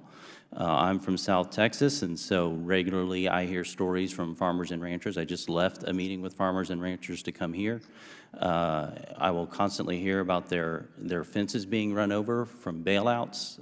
We hear from families who are afraid to let their children roam their own property because of what's going on. We hear stories of rape trees found on properties. I've visited the facilities where young women, over 50% of them, will admit to being abused along the journey. And just recently, we had a Texas National Guard member, Bishop Evans, who drowned while trying to save what he thought was some migrants who were trying to make their way here, and it looks more now like they were trafficking drugs into our country. Yet this committee refuses to have a hearing on this. Mr. Dillon, you mentioned that under the Trump administration, something happened with the drug overdose issue in our country, which was remarkable, actually, historically. Could you speak to that? Yeah, I believe it was in 2018, we saw drug overdose deaths decrease for the first time, a little over 4 or 5%. And that was the first reduction that we saw, I believe, since 1990. And I believe that was as a result of the aggressive policies. And I'm here talking mostly about enforcement, but it's also to remember that prevention and treatment are absolutely critical in fighting the overdose crisis. And during the Trump administration, we took that three-pronged approach. We prioritized prevention, we prioritized treatment, and we prioritized enforcement. And I believe that was why we saw overdose deaths dip that year. A same aggressive approach, again, with enforcement, which has to be an important part of that to reduce supply, I think could also have a similar effect. You mentioned prevention and enforcement. Would you connect the enforcement that happened at the border as a prevention mechanism? I mean, would you say the data suggests that there was a connection? Yeah, when we talk about prevention, we're usually talking about education. Sure. Taking drugs is bad. In my day, it was, this is your brain on, this is Right. your brain. It was I a fried remember the egg. frying pan, Yeah. yes. So, but yes, prevention in the sense that preventing drugs from coming into the U.S., I describe that as a supply issue. One of the things we learned for the opioid crisis is that supply matters. An increase in supply results in an increase in overdose deaths. So enforcement is the only way you can attack supply. So enforcement has to be a critical part of that, which means the only way to keep supply down is to stop those drugs from coming across our southwest border. And a secure border is absolutely critical to that. Now, you mentioned Mexico. It was interesting the term you used. I've thought of it before, but I don't hear it termed much, is becoming a narco state. Could you speak to that a little bit? Well, so the government designates certain countries as a narco state. I'm not saying that the government has done that, but what I'm saying that the U.S. government has done that. But what I'm saying is that the way Mexico is now treating drug traffickers, in my view, not harshly at all. Right. That its failure now, it's affirmative efforts to undo the cooperation, the law enforcement cooperation between the U.S. and Mexico, is effectively turning Mexico into a narco state. Right. There are swaths of Mexico, parts of the country that are completely controlled by drug traffickers. Exactly. So we need to recognize the national security risk of an open border. We have what is verging on a narco state on our southern border. And what's interesting about that is we're beginning to see certain communities, even in California, where cartels are beginning to take over certain communities. And we're seeing that now being established, albeit in pockets, but here in the United States as well. The Biden administration policies their open border policies have created a reversal of this trend for sure. Right now, the big issue, of course, in the public sphere is Title 42. And there is an understanding I've been to the border several times over the last year, that is like the last thing holding together any shred of security. Now, we understand that Nancy Pelosi doesn't want to bring a Title 42 bill to the floor. But I will say this, there is a mechanism, a discharge petition. We need 7 more Democratic members to support in order for us to force a vote on the Title 42 bill. And I would encourage the members of this committee, 15 of which who said we needed to repeal Title 42 because of the false story about Border Patrol members riding horses whipping migrants. 15 members of this committee supported that. I would encourage you to reverse course and support this discharge petition. Thank you. I yield back. The gentleman yields back. The gentleman from California, Mr. DeSaulnier, is recognized for 5 minutes. Thank you, Madam Chair, and thank you for your tenacity on this subject. It's so important. It's hard to believe that we could hear and have another hearing that would be worse in terms of business behavior than the one we had with the Sackler family and Purdue Pharma. Can't imagine having anyone, my children, working for McKinsey, Mr. Sternfeld. Ms. Feiner, congratulations to you and the Attorney General for your work. Makes me proud of being a native of Massachusetts. Let's talk a little bit about what you uncovered about the communication of trying to cover up the actions by McKinsey. In 2018, an investigation of Purdue began closing in on McKinsey. Their employee, Martin Ealing, a partner at McKinsey, emailed another partner to ask if we should do anything, quote, other than eliminating all our documents and emails. A month later, Mr. Ealing emailed himself a note to, quote, delete old PER documents from laptop, PER referring to Purdue Pharma. Ms. Feiner, did you uncover evidence in your investigation that McKinsey consultants may have taken even additional steps to hide or cover up their actions? Thank you for your question. Yes, we did uncover documents about obstruction, deleting emails and documents relating to McKinsey's work for Purdue. And because they discussed destroying evidence right after we filed our lawsuit, we included a term in our judgment requiring McKinsey to automatically preserve every email or instant message by every McKinsey employee working on any matter anywhere in the world. People at McKinsey and at other companies engaged in this type of conduct, this reprehensible conduct, should know when your company and your executives do something that you don't want uncovered, the right answer is not to do it. No one should think that they'll be allowed to hurt people and keep it secret. And one astonishing fact that we uncovered is that there were people inside of McKinsey who saw these red flags. They saw these conflicts, and they said, you know, we should be treading carefully here. There are conflicts between industry, our industry clients like Purdue, and our regulator clients. And they went ahead and they changed recommendations and documents anyway. Conduct like this should never happen, especially when it affects American lives.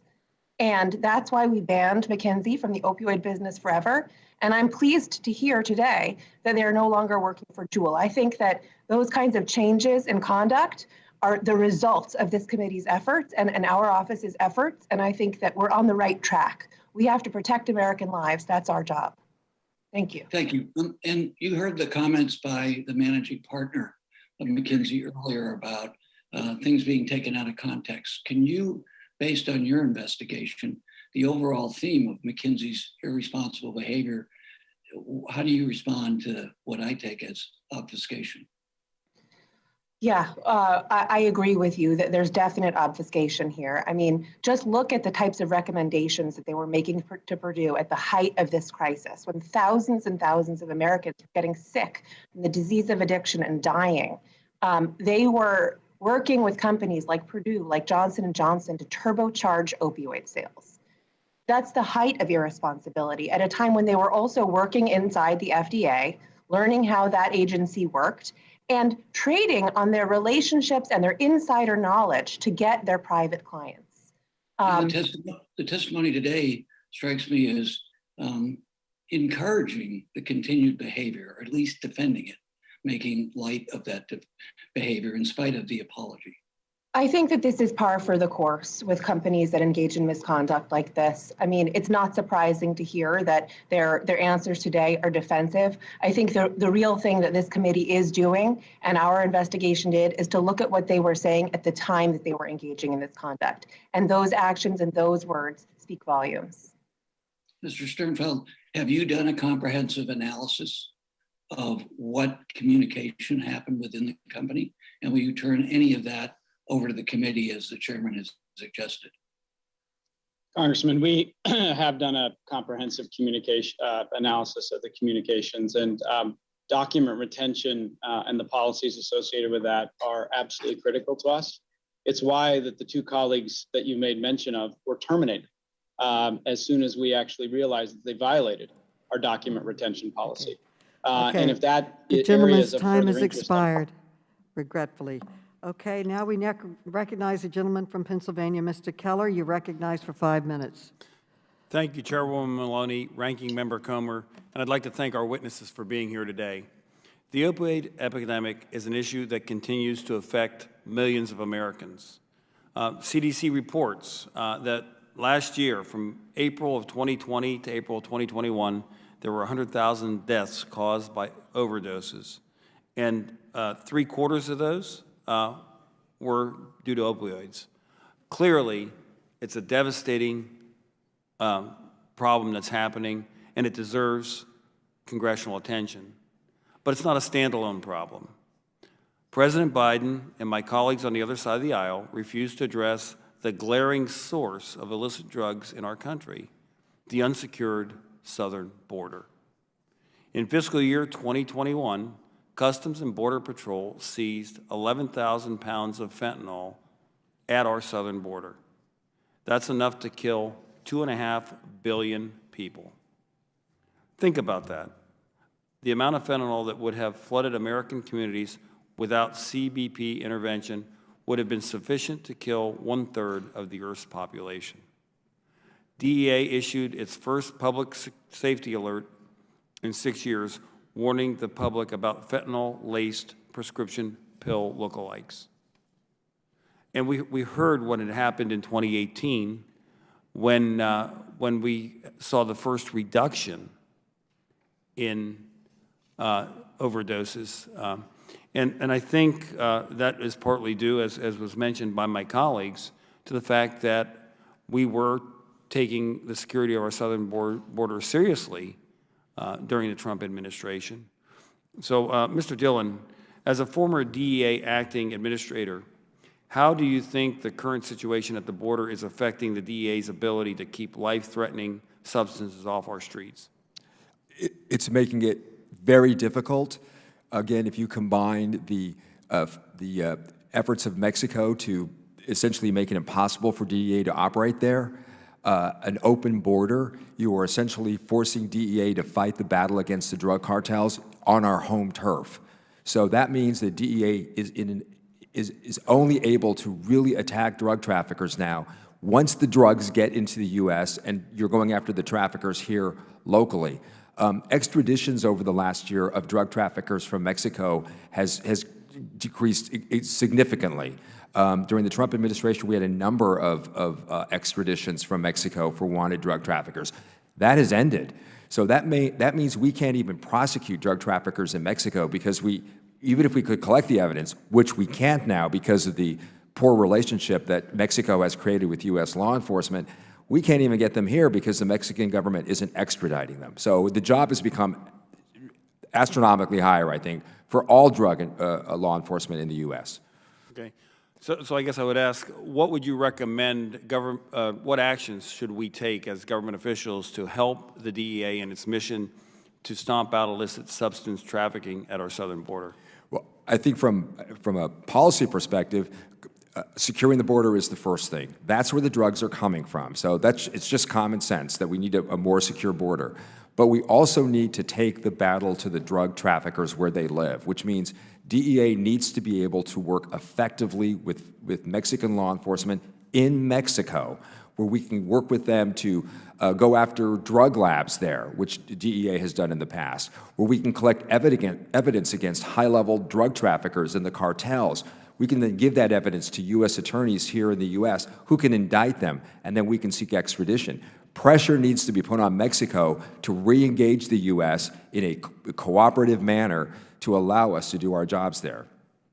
Thank you. I appreciate that. And it is a serious issue, and there's many serious issues. I heard my colleagues talk about vaping and other things, which, again, are serious issues. But we talk about these things, and then we just voted on a bill to legalize marijuana for recreational use. I mean, really, we need to get serious if we're concerned about addiction. Addiction is a health epidemic, and we need to make sure we're treating it that way, not making more drugs available and making it easier to have that happen. So if my colleagues on the other side of the aisle are serious about addressing the opioid crisis, then they should be serious about securing our southern border. Thank you, and I yield back. The gentleman yields back. The gentlelady from Michigan, Ms. Tlaib, is recognized for her 5 minutes. Thank you so much, Chairwoman. Hey, Bob, do you know what the term hyperbolic means? No, can you help me? Yeah, I'm going to show you an example, actually. So, Bob, in 2020, after McKinsey's work for Purdue Pharma came to light, your firm admitted that it, quote, did not adequately acknowledge that the epidemic unfolding in our communities or terrible impact of opiate misuse and addiction on millions of families across the country. Like you did not adequately acknowledge, okay? So then the committee, of course, the great work of the committee, continued their investigation and found that McKinsey didn't just fail to acknowledge the severity, but behind closed doors, your staff, your team routinely just went through this whole disregarding all the information that was coming very clearly to you all in regarding the mass poisoning in the first place. So I would like to put up an email in 2018. an email where McKinsey's government-facing practice discussed how a senior partner at McKinsey who served opioid manufacturers viewed the situation. The person wrote, quote, told me the word epidemic and or crisis are hyperbolic, okay? So Bob, this, it means marked by language that exaggerates or overstates the truth. So, fair question, Bob. More than 500,000 people in the United States have died of opioid overdoses in 1999. Do you agree, yes or no, that calling 500,000 deaths an epidemic or crisis is hyperbolic? I'm still a little confused on the question. I think y'all 500,000 said that it deaths was is exaggerated to that you literally are saying 500,000 people. That's just an exaggeration. That it's not a crisis to have literally 500,000 people died of opioid overdose. That's what you all said in an email. I've been clear, Congresswoman. Okay, that, we have the email up. We view it as an epidemic. Okay. For 15 years, you all know the strategy of McKinsey, Bob, was routinely used to have sales and marketing representatives targeting doctors who wrote high numbers of prescriptions, and including those that ran so-called pill mills. I mean, to me, that's trafficking, correct? Aren't you guys trafficking?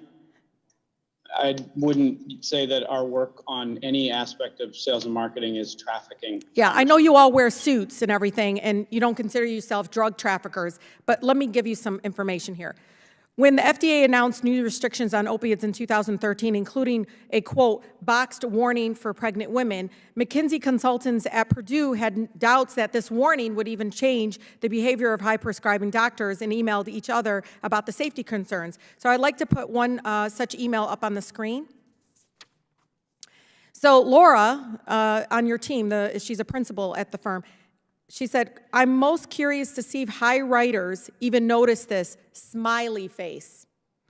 So Bob, I think it's safe to assume that, quote, high writers refers to prescribers that were writing high numbers of prescriptions for opiates. Would you agree? If you can give me a second just to read the email, Congresswoman, I just see it up on the screen here.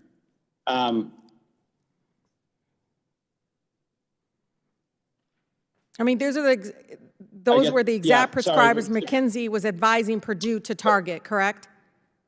In order to turbocharge sales? Well, from my understanding, this email chain refers to how we could help Purdue comply with new FDA restrictions. I completely agree that a smiley face is totally inappropriate. Yeah. Well, you guys are trafficking. You're making money off of poisoning people. So why do you think your employee, you think it's fun, why do you think your employee would even put a smiley face next to a question of whether or not high writers would notice a black box warning, literally a warning, had been put on the Oxycontin for pregnant women? I can't guess as to why there was a smiley face. I do know this string relates to how we help Purdue comply with new FDA regulations. No, y'all were happy to think that this warning wasn't going to derail McKinsey's pill-pushing schemes, trafficking the drugs. While McKinsey was celebrating its blood money, communities were being torn apart. Bob, 86% of overdoses in my district in the city of Detroit were due to overdoses from opioid. Did you know that? I did not know that. Do you know behind that number was a human being, Bob? Do you understand, if anyone could explain me the difference between McKinsey, Big Pharma, opioid cartel, and the organizations of people like Pablo Escobar, I'm all ears. I really am. Y'all may be wearing suits and you may be having these fancy offices, but you're doing the same freaking thing. Thank you so much. I yield. Will the lady yield to a question? Her time has expired, and we are trying to keep on record. Mr. Fallon from Texas, please. Mr. Fallon. Thank you, Madam Chair. Today, the majority party wants to discuss the business practices and conflicts of interest of McKinsey & Co. Well, that's all well and good. I've been here a year and a half, and we haven't talked about, at a hearing, about the southern border at all. What we should also be talking about is the business practices and conflicts of interest of some members of Congress who choose to shamefully and blatantly ignore the root causes of 100,000 American deaths, our fellow citizens, due to drug overdoses, 75% of which are opioid overdoses. And now, where do these drugs come from? How do they get here? and who's responsible for bringing them. Today, what we really should be talking about, or if we don't do it today, we should have a hearing about it, certainly. It's been a year and a half, discussing, some say the border crisis. It's not even a crisis anymore. We're talking about a border catastrophe. And if these trends continue, it's going to be cataclysmic. The border crisis, catastrophe, and cataclysmic events that are going on are responsible for 100,000 of our citizens' deaths. In 2021, the DEA in Phoenix, Arizona alone seized 9.5 million fentanyl-laced pills that were designed to look like prescription drugs. In FY21, U.S. Customs and Border Patrol seized 11,000 pounds, over 11,000 pounds of fentanyl, which is enough to kill every American 8 times over. We keep hearing that, but let that sink in. In FY21, almost 200,000 pounds, 200,000 pounds of methamphetamine was seized. Now, the Mexican drug cartels are making wild profits, record profits, in fact. And it's not just with narcotic smuggling, but with the smuggling of human beings. We talked to Customs and Border Patrol a few weeks ago, and they told us that the cartels are charging $4,000 a person. And in March, there was 221,000 known illegal border crossers, about 60 to 70,000 known gotaways. So you're bordering on a number here of about 300,000. You do the math on that, that's $1 billion in a month. And the estimates are that the drug cartel's GDP is somewhere between $15 and $25 billion on the narcotics end, but it's making about 10 to 15 billion just on smuggling human beings. And the answer is not to sit there and obfuscate and ignore and be an ostrich and put your head in the sand. We had the Homeland Security Director, Mayorkas, last year say in front of a committee that the border was secure. And then he gets caught on a hot mic a few months later saying that it's chaos. So which one is it? Because is that hyperbole or is that a lie? So the crisis isn't getting better, by the way. Just because the media doesn't cover it, it's not getting better, it's getting worse. Mr. Dillon, question for you. Where is the majority of the fentanyl that gets into this country? Where's it produced? What country makes it? It comes from Mexico. It's either produced in Mexico or it is transshipped from China to Mexico. And then, China. But the bottom line is, it all ends up in Mexico, by and large, and then comes across our southwest border. So China, obviously, no friend of the United States, our biggest foe, and I think we'd all agree our greatest threat moving forward. Methamphetamine, where is most of that produced? Mexico. Meth labs are rampant in Mexico. So the high-tech labs that we saw, like on Breaking Bad, that were underground, they're in Mexico, right? I mean, those really exist. As the acting administrator of the Drug Enforcement Administration, I visited one of those labs in a jungle. They exist, and they produce enormous amounts of methamphetamine. That technology can be applied to fentanyl, so I would anticipate that the cartels are already doing that. Yeah, they're going to cut out China, and they'll just make it there, more money to be made. How does the majority of these drugs that are killing our fellow citizens get to this country? Is it by air, is it by land, or is it by sea? It's by land across the southwest border. Southern border. So as Americans, if we're not safe, then we're not free. And what we need to be doing is ensuring that we use Title 42 as a tool to secure the border and re-implement the migrant protection protocols that worked magnificently when President Trump was able to turn this flood into a trickle, and now unfortunately it's a flood again. Support legal migration by deporting criminals and building walls and other barriers with gates, because this isn't about migration. There's going to be migrants coming to this country, and there should be, but we want to support legal migration and oppose with every fiber of our being illegal migration, and it shouldn't be a partisan issue. It is, I don't know why, but we're going to find out in November what the American people think about this. Thank you very much, Madam Chair, and I yield back. The gentleman yields back. I now recognize the gentlelady from Missouri, Ms. Bush, is recognized for 5 minutes. St. Louis, and I thank you, Chairwoman Maloney, for convening this timely hearing. My hometown in St. Louis ranks among the deadliest cities in the country for overdose deaths among Black people. Just last week, the University of Missouri St. Louis released data that showed opioid overdose deaths among Black people in St. Louis City and County increased by 560% in the last 6 years. 560% in 6 years alone. As a nurse, I am heartbroken by this totally preventable loss of life. And as a Congresswoman, I am outraged. We are demanding answers from one of the most evasive and secretive consulting companies in the world, McKinsey & Company. They have worked for and advised both opioid manufacturers like Purdue and the federal agency responsible for regulating them, the FDA. Over the span of 15 years, McKinsey raked in nearly $1 billion with a B, $1 billion in government contracts that included assisting the FDA in determining what drugs are safe. At the same time, they would make untold millions more consulting with companies like Purdue to help them exploit regulatory loopholes at the FDA.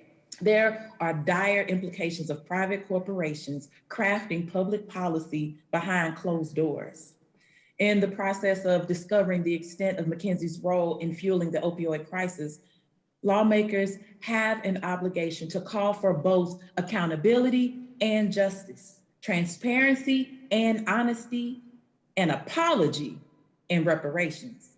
The families and friends of the nearly 500,000 people who have died from an overdose since 1999, they deserve answers. Congress deserves answers, and those who've died or whose lives have been destroyed because of opioids deserve accountability. Mr. Sternfeld, please respond yes or no, just simply yes or no. Is McKinsey required to disclose current or potential conflicts of interest when bidding for government contracts? We are, ma'am. Thank you. And another yes or no question.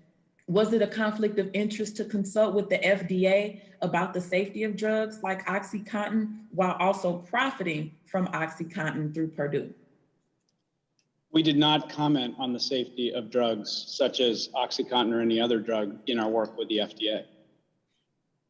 Is your company willing to submit documentation to the committee confirming that McKinsey's relationship with Purdue was not a conflict of interest?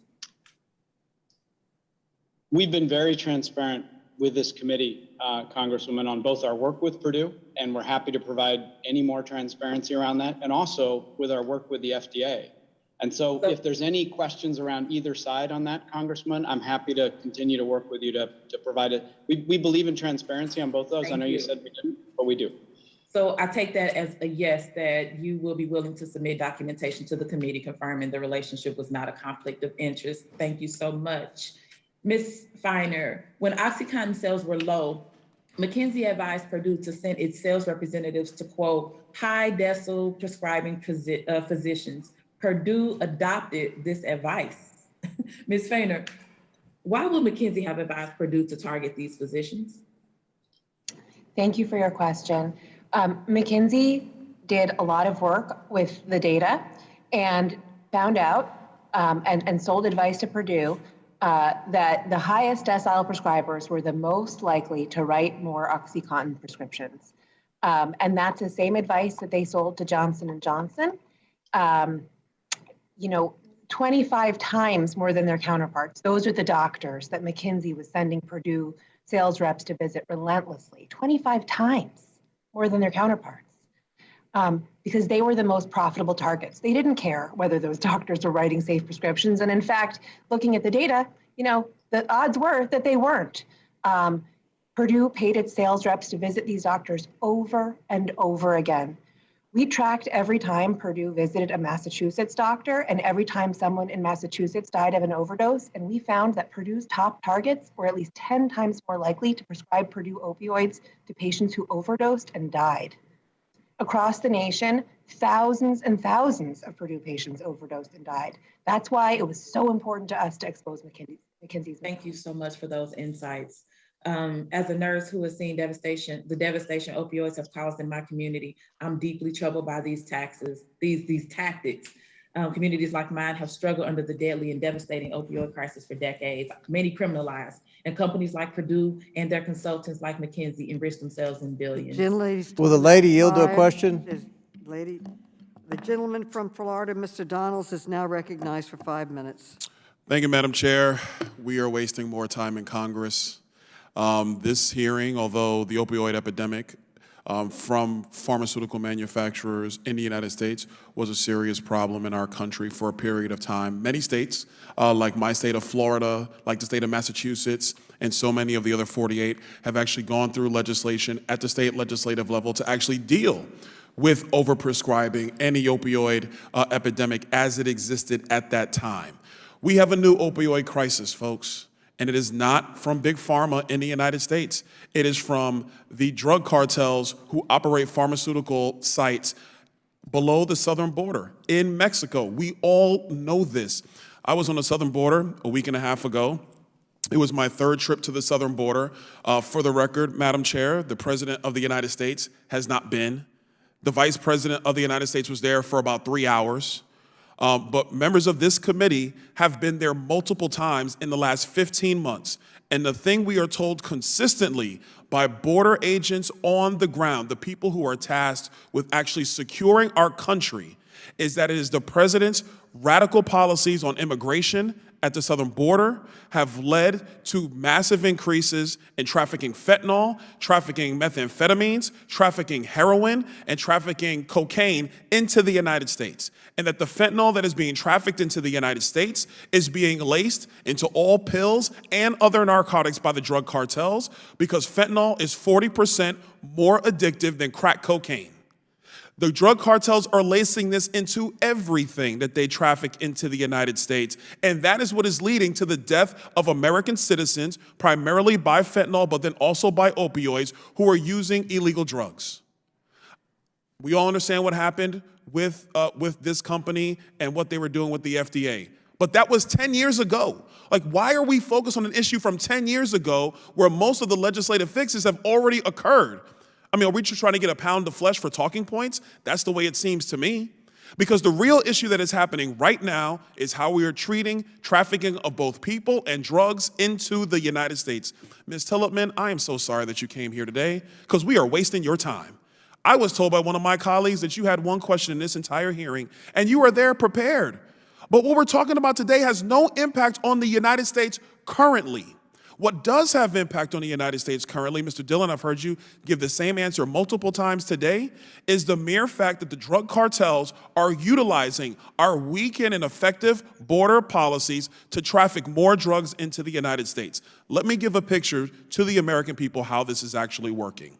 The coyotes are actually marketing to people in countries all over the world, not just the Northern Triangle countries, to all over the world that, hey, if you pay us a couple $1,000s, we will traffic you into the United States, where we know you're trying to get there, and it's going to take you legally about 3 years or 5 years to get in. But if you do it our way, you can get in about a month.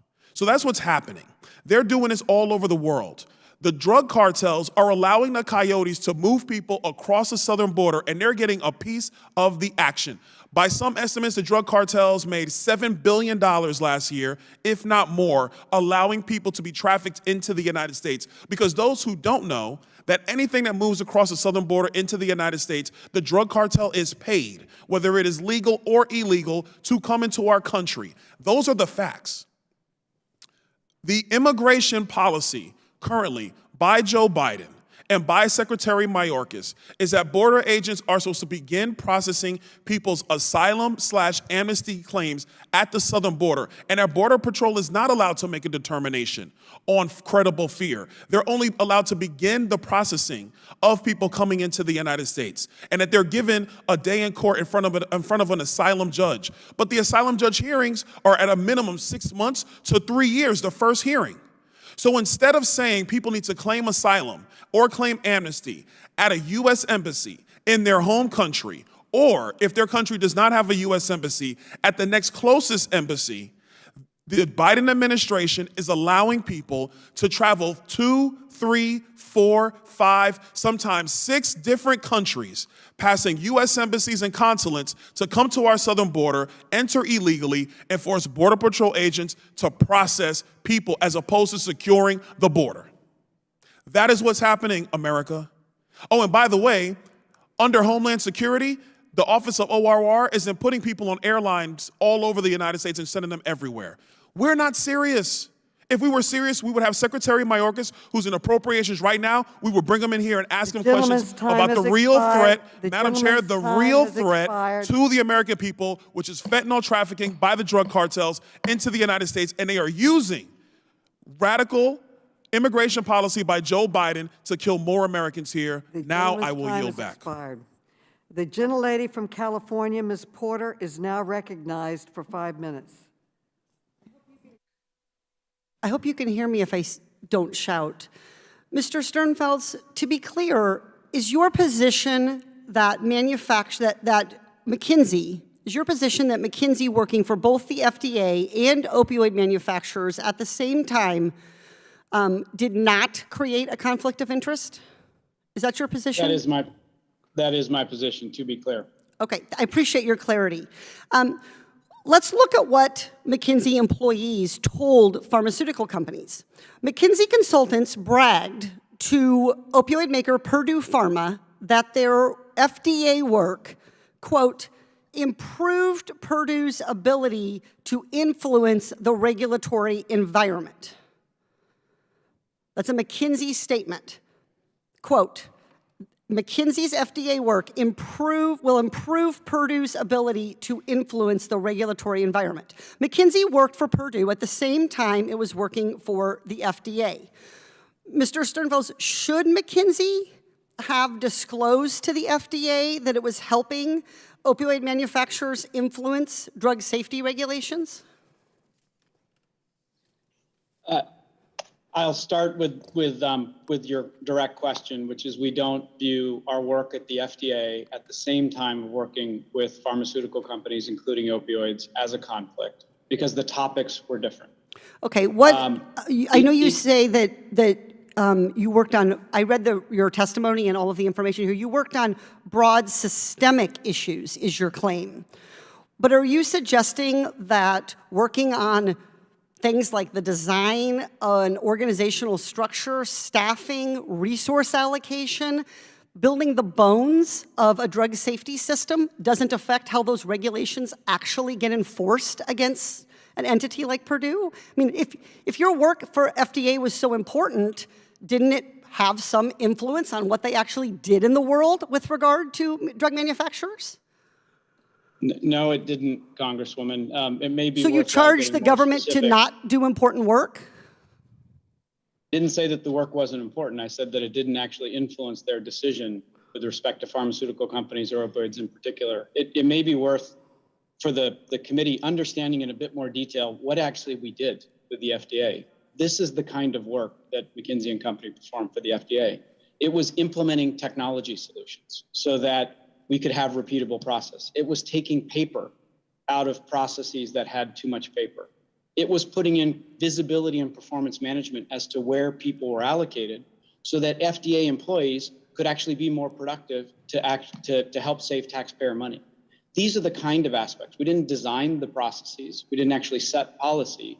We made some of these core processes more efficient and effective to make the FDA more efficient and effective.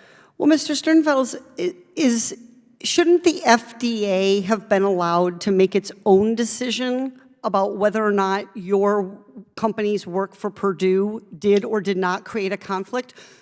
Why should you and your company be the decision maker here? We aren't. Who made you conflict of interest czar for the United States government? We're not the conflict of interest czar. Okay, so let me ask you, did you disclose to the FDA your McKinsey's work at the same time? Did you disclose to the FDA that McKinsey was working at the same time it was working for the FDA that it was working for Purdue? Did you disclose that to the FDA? We made clear in multiple instances that the individuals involved had experience in both pharmaceuticals and opioids. Reclaiming my time. Mr. Sternfels, they didn't have experience. They were the identical humans working for both at the same time. Did you tell the FDA, did you make these disclosures and then allow the government to decide if there was a conflict of interest? When we assessed the work request from the FDA, we brought professionals, our legal team, our dedicated government team, to understand first, is there a conflict of interest? We verified that the work was different.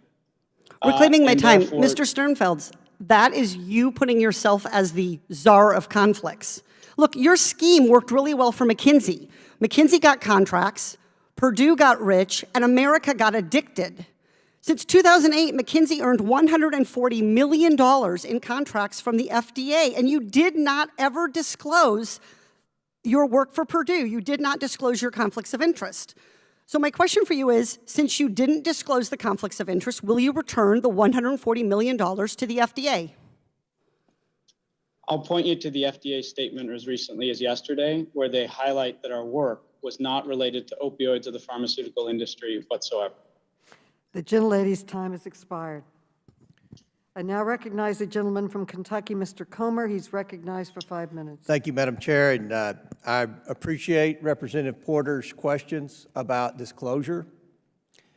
Representative Porter, I hope you share our passion for wanting administration officials to have full disclosure with their conflicts of interest when we talk about, in January, the Biden family's lack of disclosures and Peter Daszak's lack of disclosures with his work with the WHO immediately after the outbreak of COVID from the Wuhan lab.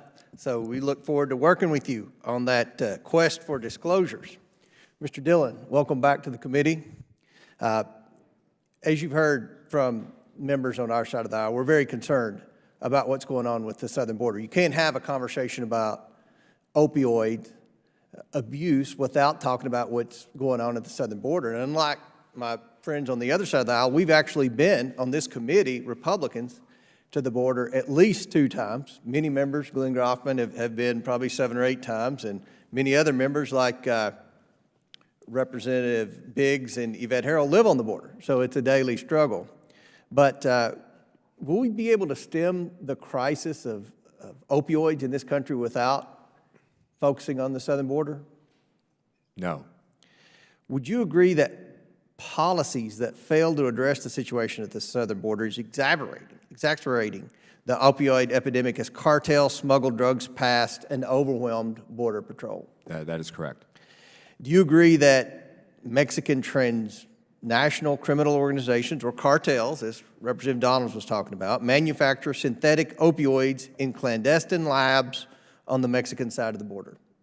They either import them from Mexico finished or they manufacture them in labs. They often press them into pill form also. That's right. And I was in Ohio County, a little town called Hartford, Kentucky, 2 weeks ago, talking to the sheriff. And they had just had a big crystal meth bust there, the biggest one they'd ever had in that part of Kentucky. 100% of that, they verified from drug agents, was manufactured at a lab just across the border in Mexico. They carried it right across the border with our lax border policies. That's right. It's unbelievable. And when the cartels manufacturing these synthetic opioids, where are they obtaining the precursor chemicals from? What country? Largely China. India is also a country where they obtain those chemicals, but it's largely China. China, Madam Chairman.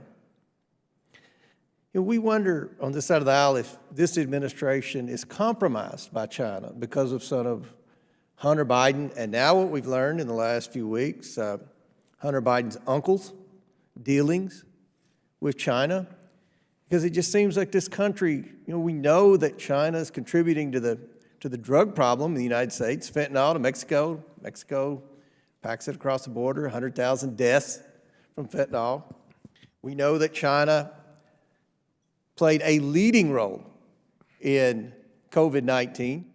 We know that China has covered up a lot that went on in that Wuhan lab, but yet this administration doesn't want to talk about China. It's odd, and that's why we keep talking about Hunter Biden, because we wonder if this administration's compromised on China because of the president and the president's son and the president's brother's shady business dealings in China.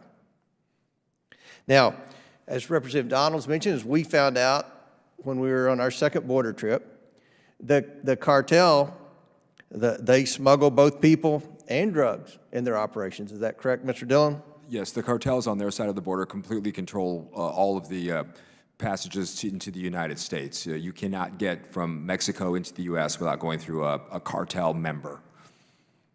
Now, are the cartels using their human smuggling operations to facilitate their drug smuggling operations? Yes, they profit both from human smuggling, and they can also use them to bring drugs into the U.S. All right. Well, Madam Chair, I appreciate the concern about the opioid crisis in America. We share your concern about the opioid crisis in America. Much of what we talked about has been litigated, and there have been many reforms made with respect to the American opioid producers. The problem with opioids on the southern border, and this administration has an open border policy that is facilitating the opioid crisis in America. We need to have hearings with Mayorkas, with administration officials to talk about the Biden border crisis. I yield back. Gentleman's time has expired. The gentleman from Vermont, Mr. Welsh, is recognized for 5 minutes. Thank you. Thank you very much, Madam Chair. Let me get right to it. I want to thank all the witnesses for being here, but I do want to direct my questions to Mr. Sternfels. As you know, after former President Trump nominated Alex Azar to serve as Secretary of Health and Human Services, McKinsey consultants got to work drafting a transition memo to share with him.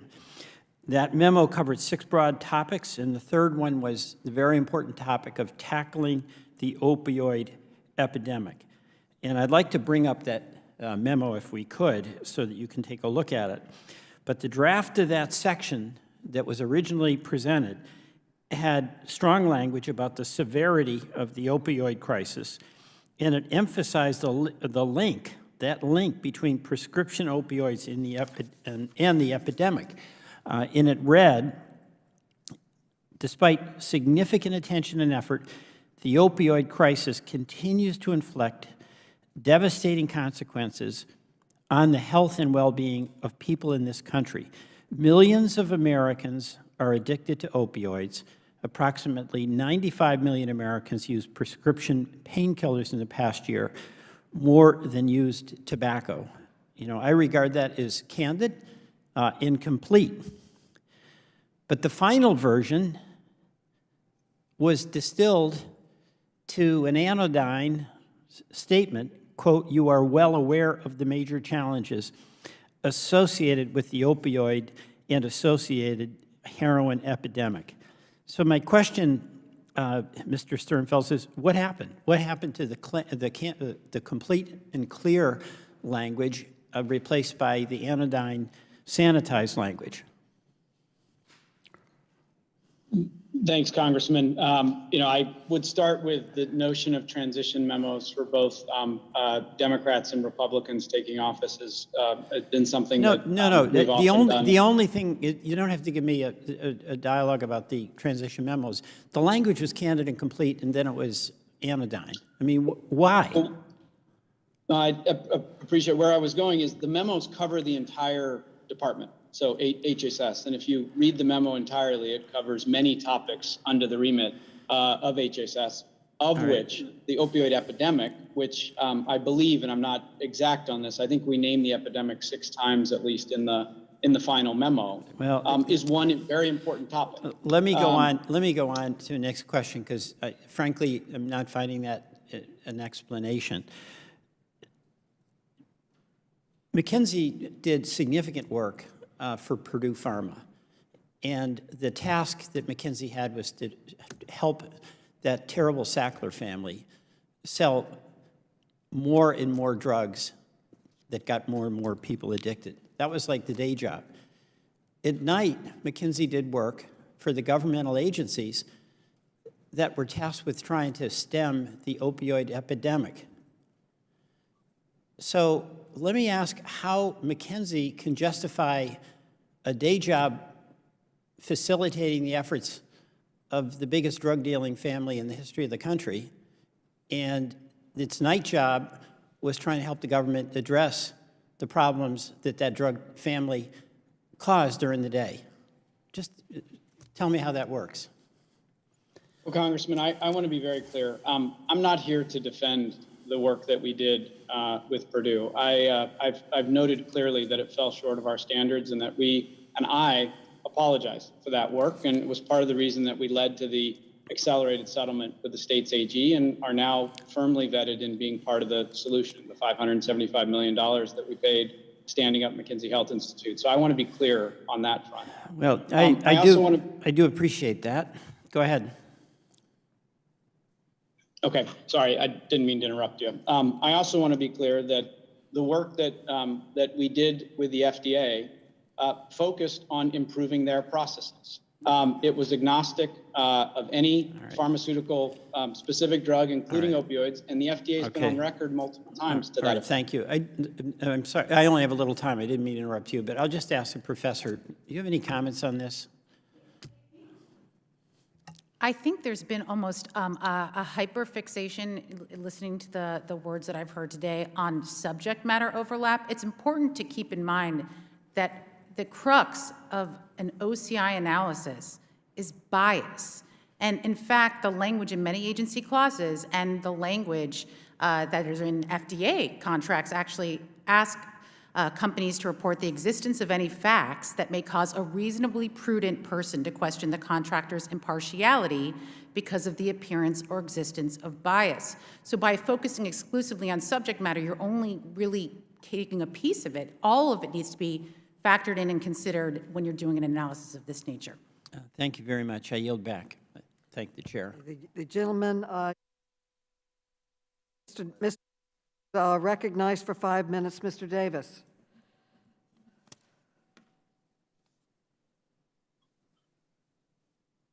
Thank you, Madam Chairman. Mr. Sternfeld, according to your website, McKinsey boasts that it is, and I'm quoting, the trusted advisor and counselor to many of the world's most influential businesses and institutions, end of quote. Your life sciences practice in particular holds itself out as, and I'm quoting again, the leading consultancy for pharmaceutical and medical product companies, end of quote. In December 2020, after McKinsey entered into a $573 million settlement with state attorney generals, including Attorney General Healey, for McKinsey's role and contribute to the opioid epidemic, your company issued an apology for, and I'm quoting again, our work for Purdue. But Mr. Sternfeld, McKinsey did opiate work related for companies other than Purdue. Isn't that right? Could I have a yes or no answer? That's correct, Congressman. Thank you. Nearly 6 months ago, this committee requested that McKinsey turn over all documents from its risk committee regarding its opioid and drug consultant work. I think we deserve to know how McKinsey's risk processes failed at Purdue. It also requested client lists and work products from opioid distributors like McKesson, AmerisourceBergen, and Cardinal Health, and pharmacies like CVS and Walmart, all of whom played a pivotal role in this epidemic. You have not turned over these materials. So Mr. Sternfeld, we count on you to produce these documents to the committee? Congressman, I want to be clear that our work with distributors and pharmacies did not cover opioids. I also want to re-stress our collaboration with this committee to turn over 375,000 pages of material, which relate to pharmaceutical companies beyond Purdue. Some of those have actually related to opioids that you actually have some documents on. And if there's further questions that you're interested in, I'd be happy to continue to work with you to answer those questions. We know we're not done answering your questions. Okay, but you can't get those to us in, say, a week or something that's close to that? Congressman, as I had said, Let happy me to work. thank you. Let me move on. 2 weeks ago, in response to the committee's staff interim report, McKinsey issued a statement that, and I quote, "We understand and accept the scrutiny around our past client service to opiate manufacturers," end of quote. This statement echoed your December 20 pledge to quote, again, "continue to cooperate fully with the authorities investigating these matters," end of quote. But Mr. Sternfeld, you cannot claim to be accepting accountability without committing to transparency. This committee identified 22 McKinsey consultants who worked for both the FDA and Purdue, even at the same time. The committee has asked what other pharma companies they work for. You have not told us. Congress cannot develop legislative reform to address these issues without fully understanding the extent of McKinsey's conflicts of interest. Mr. Sternfeld, as a start, will you commit to providing the committee with a list of these consultants, private sector clients, as requested by the committee? Congressman, I would start by agreeing with you on this notion of transparency and accountability. Those are absolutely fundamental tenets for you and for us. We've been very clear around the 22 consultants. We don't hide the fact that they worked with both the FDA and the pharmaceutical companies.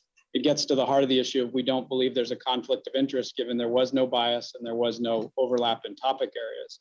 If there's further things you'd like to know about. Let me reclaim my time before it runs out. Thank you for your answers. Today's hearing illustrates the dangers of allowing McKinsey to operate behind its code of silence. McKinsey's conflicts of interest have led to enormous costs, not just in dollars and cents, but in human lives. Without full transparency, there can be no accountability. I thank you, Madam Chairman, and yield back the balance of my time. The gentleman yields back. The gentleman from Virginia, Mr. Conley, is recognized for his 5 minutes. Mr. Conley. Does he know?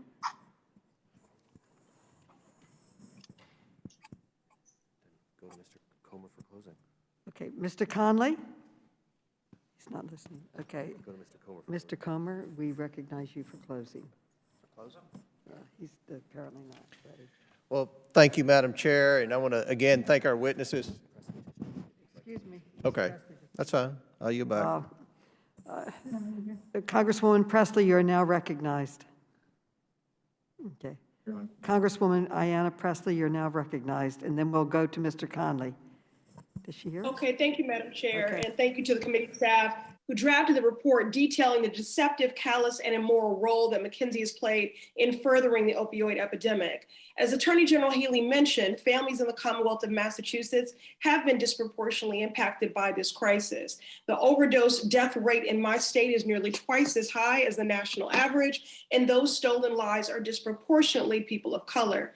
In the Massachusetts 7th, the district that I represent, I hear from community health centers and addiction recovery organizations that are doing all that they can to facilitate healing after the pain caused by McKinsey and opioid manufacturers. So, Mr. Sternfeld, your apologies feel empty and insincere and sort of PR responses because McKinsey was profiting off of the hurt and harm for years with zero remorse. In 2013, McKinsey presented Purdue Pharma, run by the Sackler family, with a strategy to, quote, turbocharge, unquote, sales of OxyContin. Ms. Feiner, as senior counsel in the lawsuit led by Massachusetts, was this the first time that McKinsey deployed the turbocharge strategy?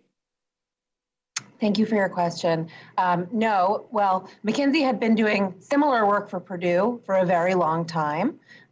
So it started early, and it also used the same destructive playbook with another client, Johnson & Johnson, for its Nucynta opioid. So this was not the first time that McKinsey pulled out this playbook for one of its opioid clients. Thank you. And in fact, documents obtained by the committee show that in 2011, McKinsey consultants launched a project as you just referenced, to turbocharge Johnson & Johnson's flagship opioid Nucynta.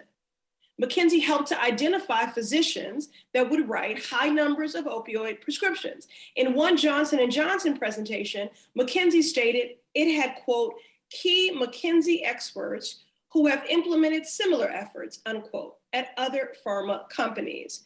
Mr. Sternfels, what other companies had McKinsey worked with on these sales strategies outside of Johnson & Johnson? Congresswoman, first, I would apologize if you think that our stance is insincere. We take this stuff deadly seriously, and it's why we're here today. And it's why there's nothing more important than being transparent and accountable with all of you. If a full list of the work that we do in terms of pricing work, revenue work, what have you, with opioid manufacturers is of interest, I'll get you that and come back to it. Thank you. I don't have the full list with me. Okay, I'll reclaim my time and look forward to that information if you can't provide here in the committee hearing today, again, on what other companies McKinsey worked with on the sales strategies of turbocharge outside of Johnson & Johnson. So that's the information that I'll be looking for. But again, we know McKinsey had strategies to spread opioids like, quote, wildfire, and that these were strategies that they had perfected elsewhere. Based on the documents the committee has, McKinsey pushed a turbocharge opioid strategy at Purdue and at Johnson & Johnson. However, we need more documents to see what other pharmaceutical companies you worked with. So I thank you in advance for your transparency on that. Mr. Sternfels, will you finally commit to providing the committee just one more time, yes or no, with all the information that we've requested?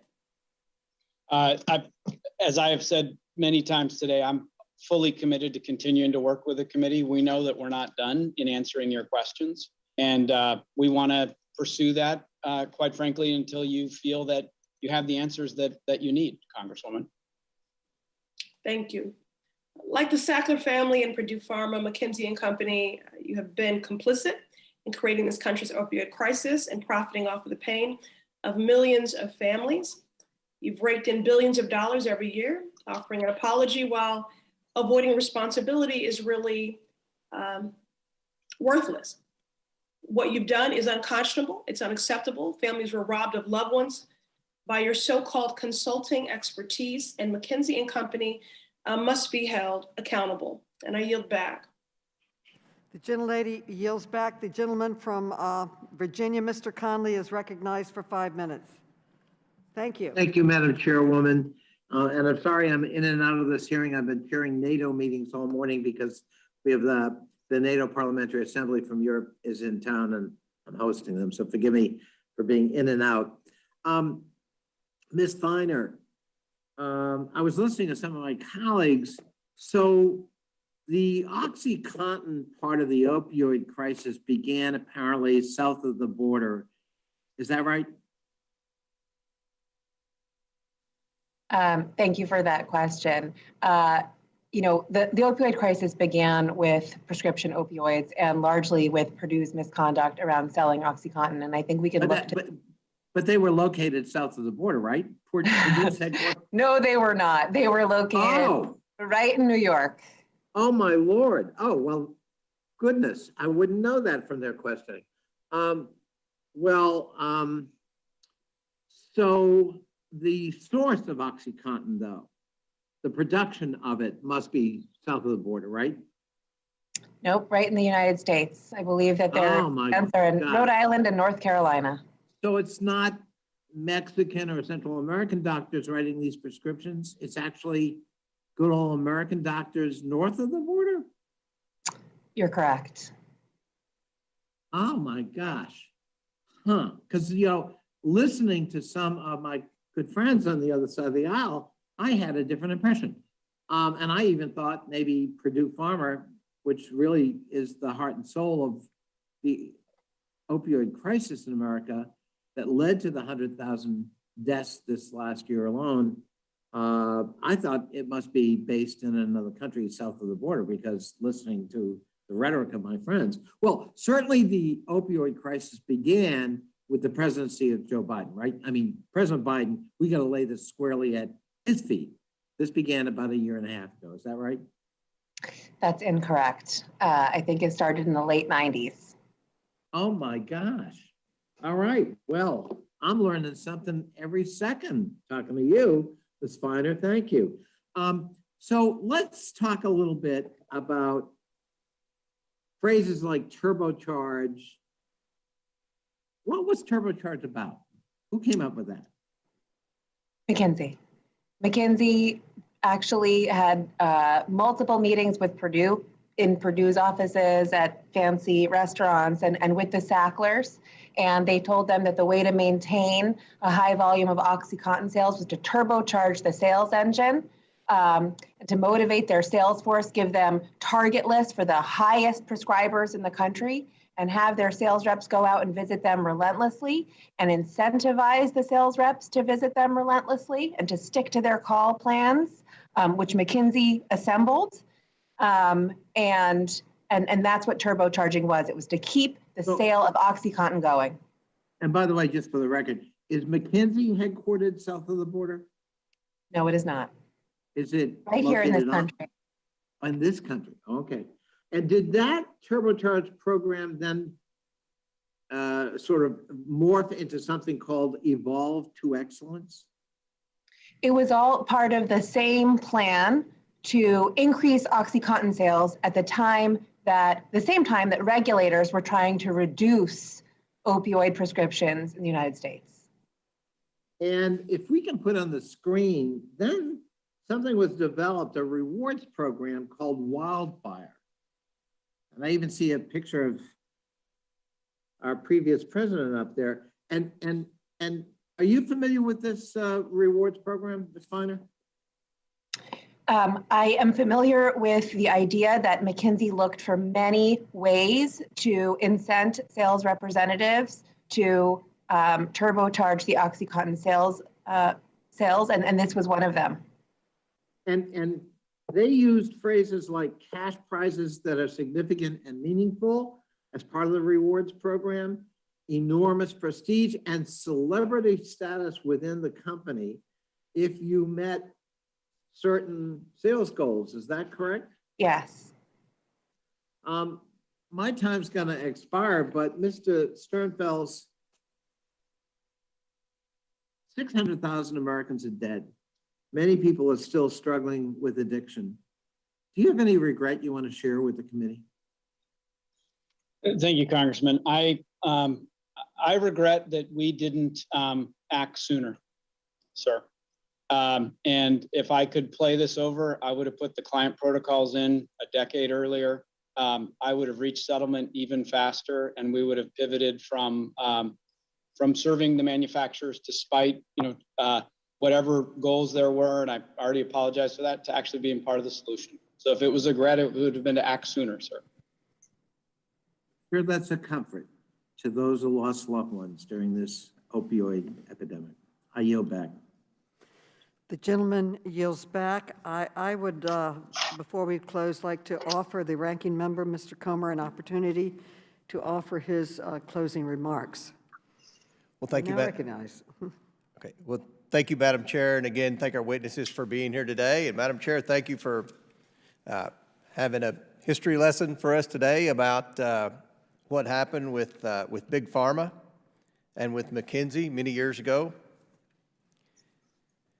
But it's really not sincere to have a full committee hearing about the opioid crisis and not have any witnesses, not have any discussion about what's going on the southern border, because the fentanyl crisis is the opioid crisis. This is the drug crisis that is affecting every American today, right now, in the present. You know, today we witnessed outrage by Tlaib and Presley about opioid overdose deaths in their district. Republicans share their outrage over opioid overdose deaths. We all have those in our districts. We heard Representative Porter express concern that McKinsey didn't properly disclose their conflicts of interest when doing contract work with the FDA. Republicans strongly share her concern. We want full disclosure of every potential conflict of interest. That's one role the House Oversight Committee plays. That's why we've requested so many hearings with respect to the origination of COVID-19, with respect to Hunter Biden and all the shady business dealings that we believe have left the Biden administration compromised with China, which is always at the root of just about every conflict we have in America now. We've heard many Democrats express anger with Purdue Pharma and McKinsey and their past wrongdoings, and Republicans share your anger. My question to Democrats is this. You've heard today Republicans express our concern, outrage, and anger with the Biden administration and their open border policy. Do you share our concern about the Biden border crisis that is bringing fentanyl, crystal meth, and every drug imaginable across the border? If you share our outrage, join us in going to the southern border, listening to the Border Patrol agents. Join us when we request hearings, and let's have a bipartisan hearing about the crisis on the southern border and get the appropriate Biden officials in here to see what they're doing about it. Let's not just talk about past litigation. Let's talk about the present and what we're going to do about it in the future. This is the drug issue that this committee needs to be focusing on. The fentanyl coming across the southern border. So, Madam Chair, I will conclude by, again, asking on behalf of all Americans for you to hold a bipartisan hearing on the border crisis that is bringing in so many drugs and has led to 100,000 fentanyl deaths in the last year alone. I yield back.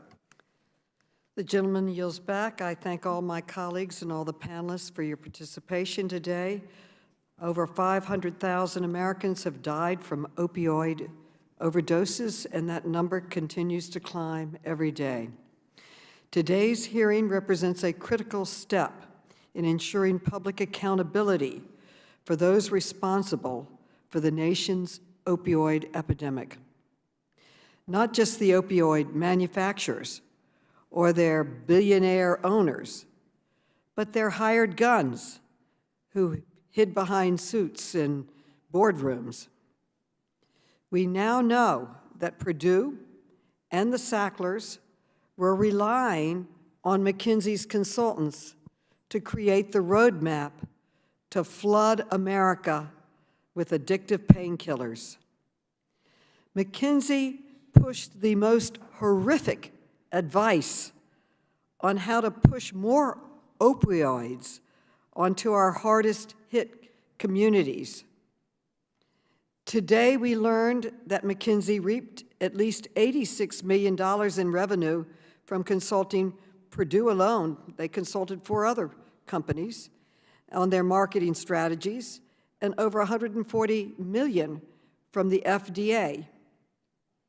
Mr. Sternfels, I am very disappointed that you continue to deny that McKinsey's consulting for the FDA and opioid manufacturers presented a conflict of interest. And you defended your company's failure to disclose this information to the FDA, despite the overwhelming evidence of the conflicts presented today. What we need now from McKinsey is what you claimed repeatedly that you support, and that is transparency. We expect you to fully comply with the committee's document request by this Friday so that we can see how widely and deeply your firm's conflicts of interest run. We, many of us on this committee, introduced legislation today to address these conflicts of interest, and we intend to continue seeking legislative solutions to prevent companies like McKinsey from putting profits over Americans' health and safety.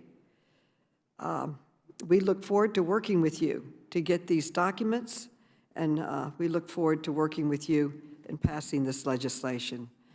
I would like to add in closing that not only are we all very grateful to our panelists for their remarks, and I want to commend my colleagues for participating very passionately today in this important conversation. With that and without objection, all members will have 5 legislative days within which to submit extraneous information and to submit additional written questions for the witnesses to the chair, which will be forwarded to the witnesses for their response. I ask our witnesses to please respond as promptly as you are able. This hearing is adjourned.